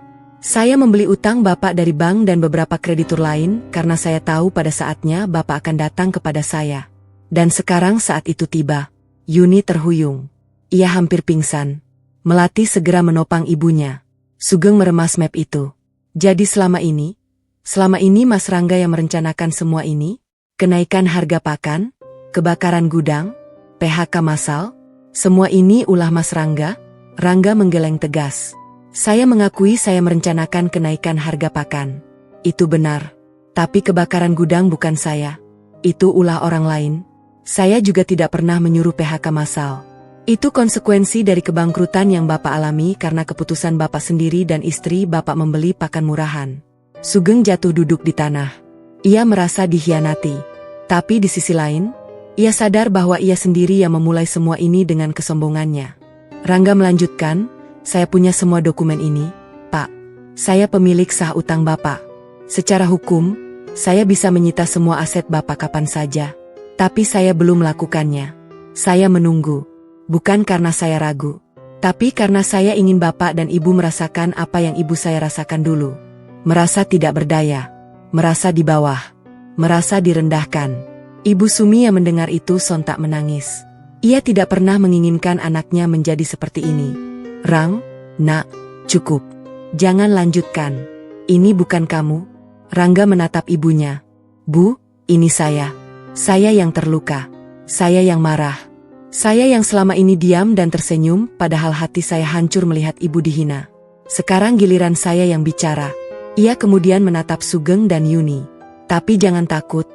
Pak, Bu, saya bukan monster. Saya tidak akan mengambil semua aset Bapak tanpa memberikan jalan keluar. Saya punya satu tawaran. Saya akan membebaskan semua utang Bapak. Saya akan mengembalikan sertifikat tanah dan rumah. Bahkan saya akan membantu Bapak membangun kembali peternakan. Tapi dengan satu syarat. Sugeng mendongak. Syarat apa, Mas Rangga? Rangga menatap Melati sekilas lalu kembali ke Sugeng. Bapak dan Ibu harus bekerja untuk saya. Bukan sebagai bawahan yang dihina. Tapi sebagai mitra yang belajar. Bapak akan saya tempatkan sebagai manajer peternakan yang akan saya bangun kembali. Ibu akan membantu di bagian administrasi. Dan Melati bebas memilih. Yuni yang sejak tadi hanya menangis tiba-tiba bicara. Mas Rangga, apa Bapak dan Ibu layak diberi kesempatan kedua setelah semua yang sudah kami lakukan? Rangga tersenyum. Kali ini senyumnya tulus. Bu Yuni, Ibu saya mengajarkan bahwa setiap orang layak mendapat kesempatan kedua. Tapi kesempatan kedua tidak gratis. Harus dengan kerja keras dan kerendahan hati. Bapak dan Ibu siap? Sugeng dan Yuni saling berpandangan. Mereka menangis. Bukan karena sedih. Tapi karena haru. Mereka tidak menyangka masih ada pintu yang terbuka untuk mereka. Siap, Mas Rangga? Kami siap. Rangga mengangguk. Ia lalu meraih map itu dan mengeluarkan beberapa lembar surat. Ini adalah surat pembebasan utang dan perjanjian kerjasama. Bapak dan Ibu bisa baca dulu. Bawa pulang. Pikirkan matang-matang. Tidak perlu terburu-buru. Sugeng mengambil surat itu dengan tangan gemetar. Terima kasih, Mas Rangga. Terima kasih, Bu Sumi. Kami tidak akan menyanyiakan kesempatan ini. Mereka bertiga pamit. Sugeng dan Yuni mencium tangan Ibu Sumi sebelum pergi. Melati melambaikan tangan ke arah Rangga dengan mata berkaca-kaca. Rangga hanya mengangguk tipis. Setelah mobil biru tua itu pergi, Ibu Sumi duduk di samping Rangga. Ia memegang tangan anaknya. Nak, Ibu bangga padamu. Kamu marah, tapi kamu tidak kehilangan kebaikan hatimu. Rangga memeluk ibunya. Maaf, Bu, kalau saya terlalu keras. Saya hanya ingin Ibu tidak pernah lagi direndahkan oleh siapapun. Ibu Sumi mengusap punggung Rangga. Ibu tahu, Nak, Ibu tahu. Matahari semakin tinggi. Cahayanya hangat menyinari rumah papan itu. Di dalam hati Rangga, badai mulai mereda. Tapi ia tahu pertempuran belum selesai. Masih ada satu misteri yang harus dipecahkan. Siapa yang membakar gudang pakan Sugeng? Siapa dalang di balik api itu? Pertanyaan itu masih terus berputar di kepalanya. Dan jawabannya akan segera datang dari arah yang paling tidak ia duga. 3 hari setelah pertemuan di rumah papan, Desa mulai berbisik lagi. Tapi kali ini bisikannya berbeda. Bukan tentang penghinaan atau kemiskinan. Bisikan kali ini tentang perubahan besar yang akan terjadi. Tentang seorang petani muda yang ternyata menyimpan kekuatan ekonomi yang mampu membeli setengah dari kecamatan. Sugeng dan Yuni menghabiskan 3 hari itu di rumah mereka yang semakin sunyi. Mereka membaca surat yang diberikan Rangga berulang kali. Setiap kata, setiap angka, setiap klausul mereka cermati. Bukan karena tidak percaya. Tapi karena mereka masih tidak habis pikir bahwa masih ada orang yang mau memberi mereka kesempatan setelah semua yang terjadi. Melati duduk di samping ibunya. Ia melihat wajah Yuni yang mulai tenang. Tidak lagi kaku seperti dulu. Ada kerutan di dahi Yuni, tapi kerutan itu bukan karena kesombongan. Kerutan itu karena pemikiran yang sungguh-sungguh. Bu, kata Melati pelan. Ayah, saya rasa ini jalan terbaik. Rangga tidak sedang menjebak kita. Dia memang ingin membantu. Tapi dia juga ingin kita belajar. Sugeng menghela napas. Ia meletakkan surat itu di atas meja. Ayah tahu, Nak, ayah hanya masih malu. Bagaimana tidak? Dulu ayah menganggapnya petani miskin. Sekarang dia yang menyelamatkan ayah. Yuni meraih tangan suaminya. Sugeng, malu tidak akan memberi kita makan. Malu tidak akan membayar utang kita ke Pak RT dan Bu Rahma. Malu hanya akan membuat kita semakin terpuruk. Ayo kita tanda tangani besok. Sugeng mengangguk. Ia menatap istrinya. Untuk pertama kalinya dalam bertahun-tahun, ia melihat Yuni tidak lagi sombong. Yang ia lihat adalah seorang istri yang lelah, yang ingin memperbaiki semuanya meskipun telat. Keesokan harinya, Sugeng dan Yuni kembali ke rumah Rangga. Kali ini mereka datang tidak dengan mobil sewaan. Mereka datang dengan berjalan kaki. Jaraknya sekitar 3 km dari rumah mereka. Mereka sengaja memilih berjalan. Sebagai bentuk penebusan. Sebagai bentuk kerendahan hati. Mereka sampai di rumah papan itu dengan keringat membasahi pakaian. Ibu Sumi yang melihat dari jauh segera keluar membawakan air minum. Aduh, Pak, Bu, kenapa tidak naik kendaraan? Panas begini. Yuni tersenyum pahit. Kami ingin merasakan sedikit kepayahan, Bu. Mungkin dengan begitu kami lebih menghargai pertolongan yang akan kami terima. Rangga keluar dari dalam rumah. Ia sudah menyiapkan meja kecil di teras. Di atas meja itu sudah tersusun rapi surat-surat yang tinggal ditandatangani. Ada pulpen, ada tinta, ada materai. Silakan duduk, Pak, Bu. Rangga mempersilakan dengan suara hormat. Tidak ada lagi nada dingin seperti 3 hari lalu. Matanya lebih lembut. Seolah ia sudah memutuskan untuk benar-benar memaafkan. Sugeng dan Yuni duduk di kursi bambu. Rangga duduk di hadapan mereka. Ibu Sumi sibuk menyiapkan teh di dapur. Melati ikut duduk di samping orang tuanya. Rangga membuka map coklat itu. Di dalamnya ada dokumen perjanjian kerjasama. Juga surat pembebasan utang. Rangga menjelaskan satu persatu dengan bahasa yang sederhana. Jadi begini, Pak, Bu. Semua utang Bapak ke bank, ke koperasi, ke pemasok pakan, dan ke warga desa sudah saya beli melalui perusahaan saya. Totalnya sekitar 2,5 miliar rupiah. Utang itu sekarang menjadi hak saya. Tapi dengan perjanjian ini, saya membebaskan semua utang itu. Bapak dan Ibu tidak perlu membayar apapun. Sugeng tercengang. Tidak perlu bayar apapun, Mas Rangga? Rangga mengangguk. Tidak perlu. Tapi ada konsekuensinya. Tanah peternakan dan rumah Bapak yang dijaminkan ke bank akan saya balik namakan sementara ke perusahaan saya. Bapak dan Ibu tetap boleh menempati rumah dan mengelola peternakan. Tapi statusnya sebagai mitra, bukan pemilik. Setelah 5 tahun, jika peternakan sudah kembali sehat, semua aset itu akan saya kembalikan ke Bapak. Yuni menangis. Ini lebih dari yang kami harapkan, Mas Rangga. Kami pikir kami akan kehilangan segalanya.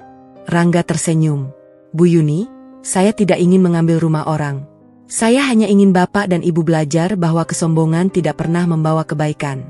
Bapak dan Ibu kehilangan segalanya bukan karena saya, tapi karena keputusan Bapak dan Ibu sendiri. Saya hanya mempercepat proses alam. Sugeng menunduk. Ia tidak bisa membantah. Rangga melanjutkan, saya juga akan menyuntikkan modal untuk memulai kembali peternakan. 10 sapi perah baru akan saya datangkan bulan depan. Pakan akan saya suplai dari jaringan saya dengan harga normal. Bapak akan menjadi manajer. Ibu akan menjadi bagian administrasi. Gaji Bapak dan Ibu akan dipotong setiap bulan untuk mengembalikan modal itu.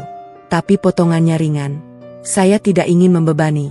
Melati yang sejak tadi diam akhirnya bicara. Rang, aku boleh bantu apa? Rangga menatap Melati. Matanya lembut. Ada sisa-sisa cinta yang masih tersimpan di sana. Tapi ia segera mengalihkan pandangannya. Kamu bebas memilih, Mel. Kalau kamu mau bantu orang tuamu di peternakan, silakan. Atau kalau kamu mau cari kerja di tempat lain, itu juga hakmu. Melati menggeleng. Aku mau bantu orang tuaku. Aku mau belajar dari awal. Aku mau membuktikan bahwa aku tidak hanya diam seperti dulu. Rangga mengangguk.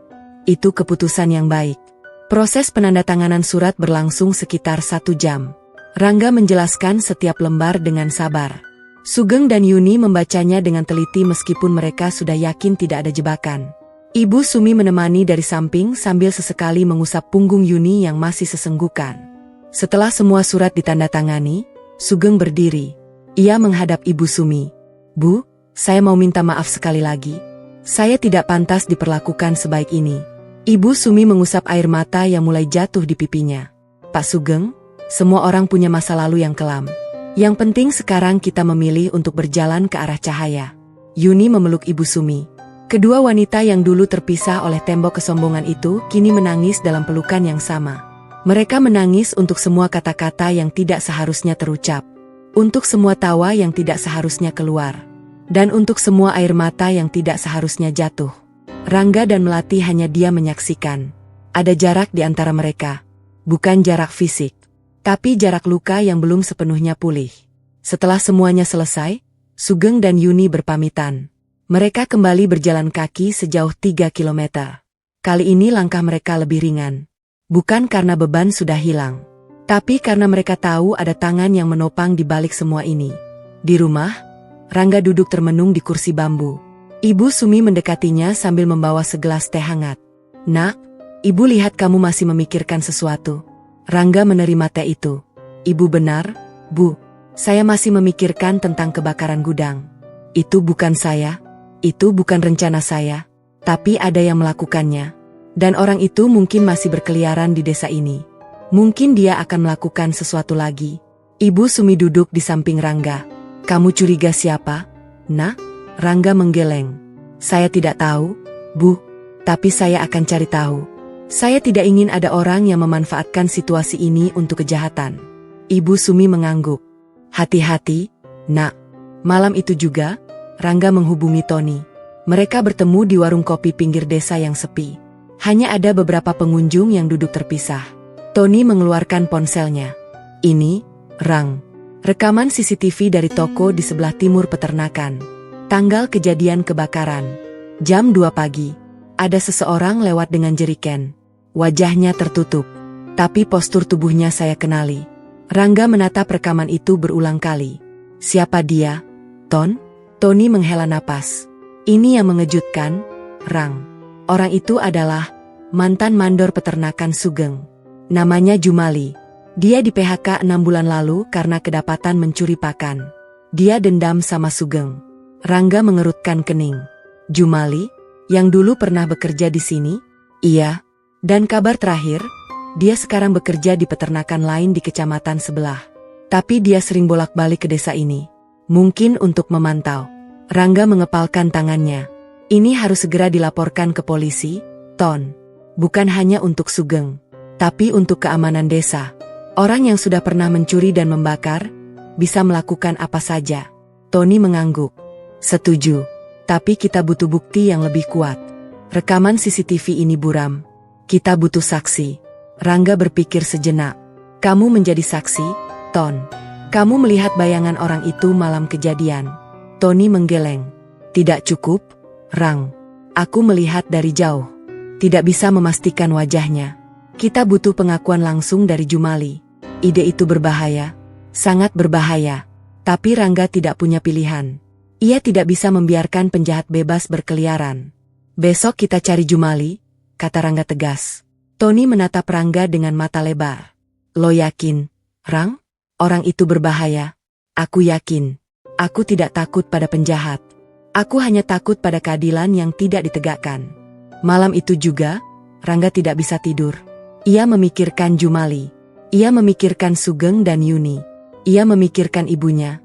Dan ia memikirkan api yang bisa saja membakar lebih dari sekadar gudang. Esok, ia akan menghadapi bahaya yang sesungguhnya. Bukan lagi pertarungan ekonomi, tapi pertarungan melawan kebencian yang sesungguhnya. Rangga dan Tony menemukan Jumali di kecamatan sebelah. Pria itu duduk di bawah pohon randu sambil menghisap rokok. Matanya menyipit curiga ketika dua orang asing mendekatinya. Rangga tidak membuang waktu. Jumali, aku tahu kau pelaku kebakaran gudang Sugeng. Jumali berdiri. Wajahnya berubah tegang. Aku cuma balas dendam. Sugeng pecat aku karena ambil pakan jatuh. Padahal aku kerja 15 tahun di sana. Dendam tidak membenarkan kejahatan, kata Rangga. Sekarang kau harus bertanggung jawab. Tiba-tiba Ibu Sumi muncul dari balik pohon. Rangga terkejut. Bu, Ibu bagaimana bisa ke sini? Ibu Sumi tersenyum. Melati yang antar Ibu. Ibu tidak tega lihat anak Ibu pergi sendirian. Ibu Sumi lalu duduk di samping Jumali. Nak, kata Ibu lembut. Saya dengar ceritamu. Kamu dipecat dengan cara kasar. Itu tidak adil, tapi membakar gudang juga tidak adil. Dua kesalahan tidak menghasilkan kebenaran. Sekarang saatnya bertobat. Masih ada waktu. Jumali menangis di pangkuan Ibu Sumi. Mereka kembali ke desa. Jumali berlutut di depan Sugeng. Maaf, Pak. Saya yang membakar gudang. Sugeng menatapnya lama. Lalu ia ikut berlutut. Jumali, aku juga salah. Aku memecatmu dengan kasar. Maafkan aku. Dua pria itu saling memaafkan di halaman rumah yang lusuh. Ibu Sumi menangis. Rangga memeluk ibunya. Melati memegang tangan Yuni. Tony tersenyum haru. Kita semua punya masa lalu kelam, kata Rangga. Tapi hari ini kita memilih memaafkan. Hari ini kita memulai lagi. Sugeng berdiri dan menatap Rangga. Mas Rangga, saya sudah kehilangan segalanya. Tapi tidak dengan kehormatan. Saya akan bekerja keras. Saya janji tidak sombong lagi. Rangga mengangguk. Saya percaya, Pak. Jumali diantar ke polisi. Ia siap menjalani hukuman. Rangga berjanji membantunya mencari pekerjaan layak setelah bebas nanti. Matahari sore menyinari halaman rumah Sugeng. Sekelompok orang yang dulu saling membenci kini duduk bersama. Mereka makan nasi sederhana buatan Ibu Sumi. Tertawa. Bercerita. Rangga menatap ibunya yang tersenyum lebar. Wajah Ibu Sumi bersinar. Tidak ada lagi kerutan sedih. Hanya cahaya ketulusan. Itulah kemenangan sejati, pikir Rangga. Bukan dengan menghancurkan musuh, tapi dengan mengubah mereka menjadi teman. Rangga menggenggam tangan ibunya. Terima kasih, Bu. Ibu mengajarkan bahwa cinta sejati adalah memaafkan. Ibu Sumi mengusap kepala anaknya. Dan ibu bangga padamu, Nak. Kamu marah, tapi kamu tidak kehilangan kebaikan hatimu. Di kejauhan, padi di sawah mulai menguning. Musim panen akan tiba. Dan kali ini, semua akan menuai kebahagiaan. 2 tahun setelah pertemuan di halaman rumah Sugeng yang lusuh, desa itu kembali ramai. Kali bukan karena gosip atau konflik, tapi karena pernikahan. Pernikahan Rangga dan Melati. Ibu Sumi duduk di pelaminan sederhana yang dihiasi janur dan padi. Wajahnya berseri. Tidak ada lagi air mata sedih. Yang ada hanya air mata bahagia. Pelaminan itu bukan di rumah besar, bukan di gedung mewah. Pelaminan itu didirikan tepat di halaman rumah papan Rangga. Di tempat dulu ia menangis karena dihina. Kini ia menangis karena haru. Sugeng dan Yuni duduk di sisi lain. Wajah mereka tenang. 2 tahun bekerja di peternakan yang dibangun kembali telah mengubah mereka. Yuni tidak lagi cerewet. Sugeng tidak lagi angkuh. Mereka belajar menjadi rendah hati dari Ibu Sumi. Rangga mengenakan jas hitam sederhana. Melati memakai kebaya putih warisan Ibu Sumi. Kebaya yang dulu dipakai Ibu Sumi saat menikah. Sekarang dipakai lagi oleh menantunya. Sederhana, tapi penuh makna. Tony menjadi saksi. Jumali yang sudah selesai menjalani hukumannya ikut hadir. Ia duduk di pojok sambil tersenyum. Matanya berkaca-kaca. Penghulu membacakan akad nikah dengan suara lantang. Rangga menjawab dengan tegas dan penuh keyakinan. Saya terima nikahnya Melati binti Sugeng dengan masker seperangkat alat sholat dan 1 hektar sawah yang akan saya kelola bersama. Seluruh undangan terkejut lalu tertawa haru. 1 hektar sawah. Itu mahar paling berharga dari seorang petani. Melati menangis di balik kain kerudungnya. Ia tidak pernah menyangka akan bahagia seperti ini. Setelah akad, Ibu Sumi memeluk Rangga dan Melati. Anak-anakku, Ibu bangga, jaga rumah tangga ini dengan cinta. Dan ingat, cinta sejati bukan tentang siapa yang paling benar, tapi siapa yang paling ikhlas memaafkan. Rangga mencium tangan ibunya. Melati melakukan hal yang sama. Di luar, matahari bersinar cerah. Sawah-sawah menguning siap panen. Burung-burung berkicau riang. Dan di antara semua kebahagiaan itu, Ibu Sumi tersenyum sambil berbisik pelan. Terima kasih, Allah. Engkau tidak pernah meninggalkan hamba MU.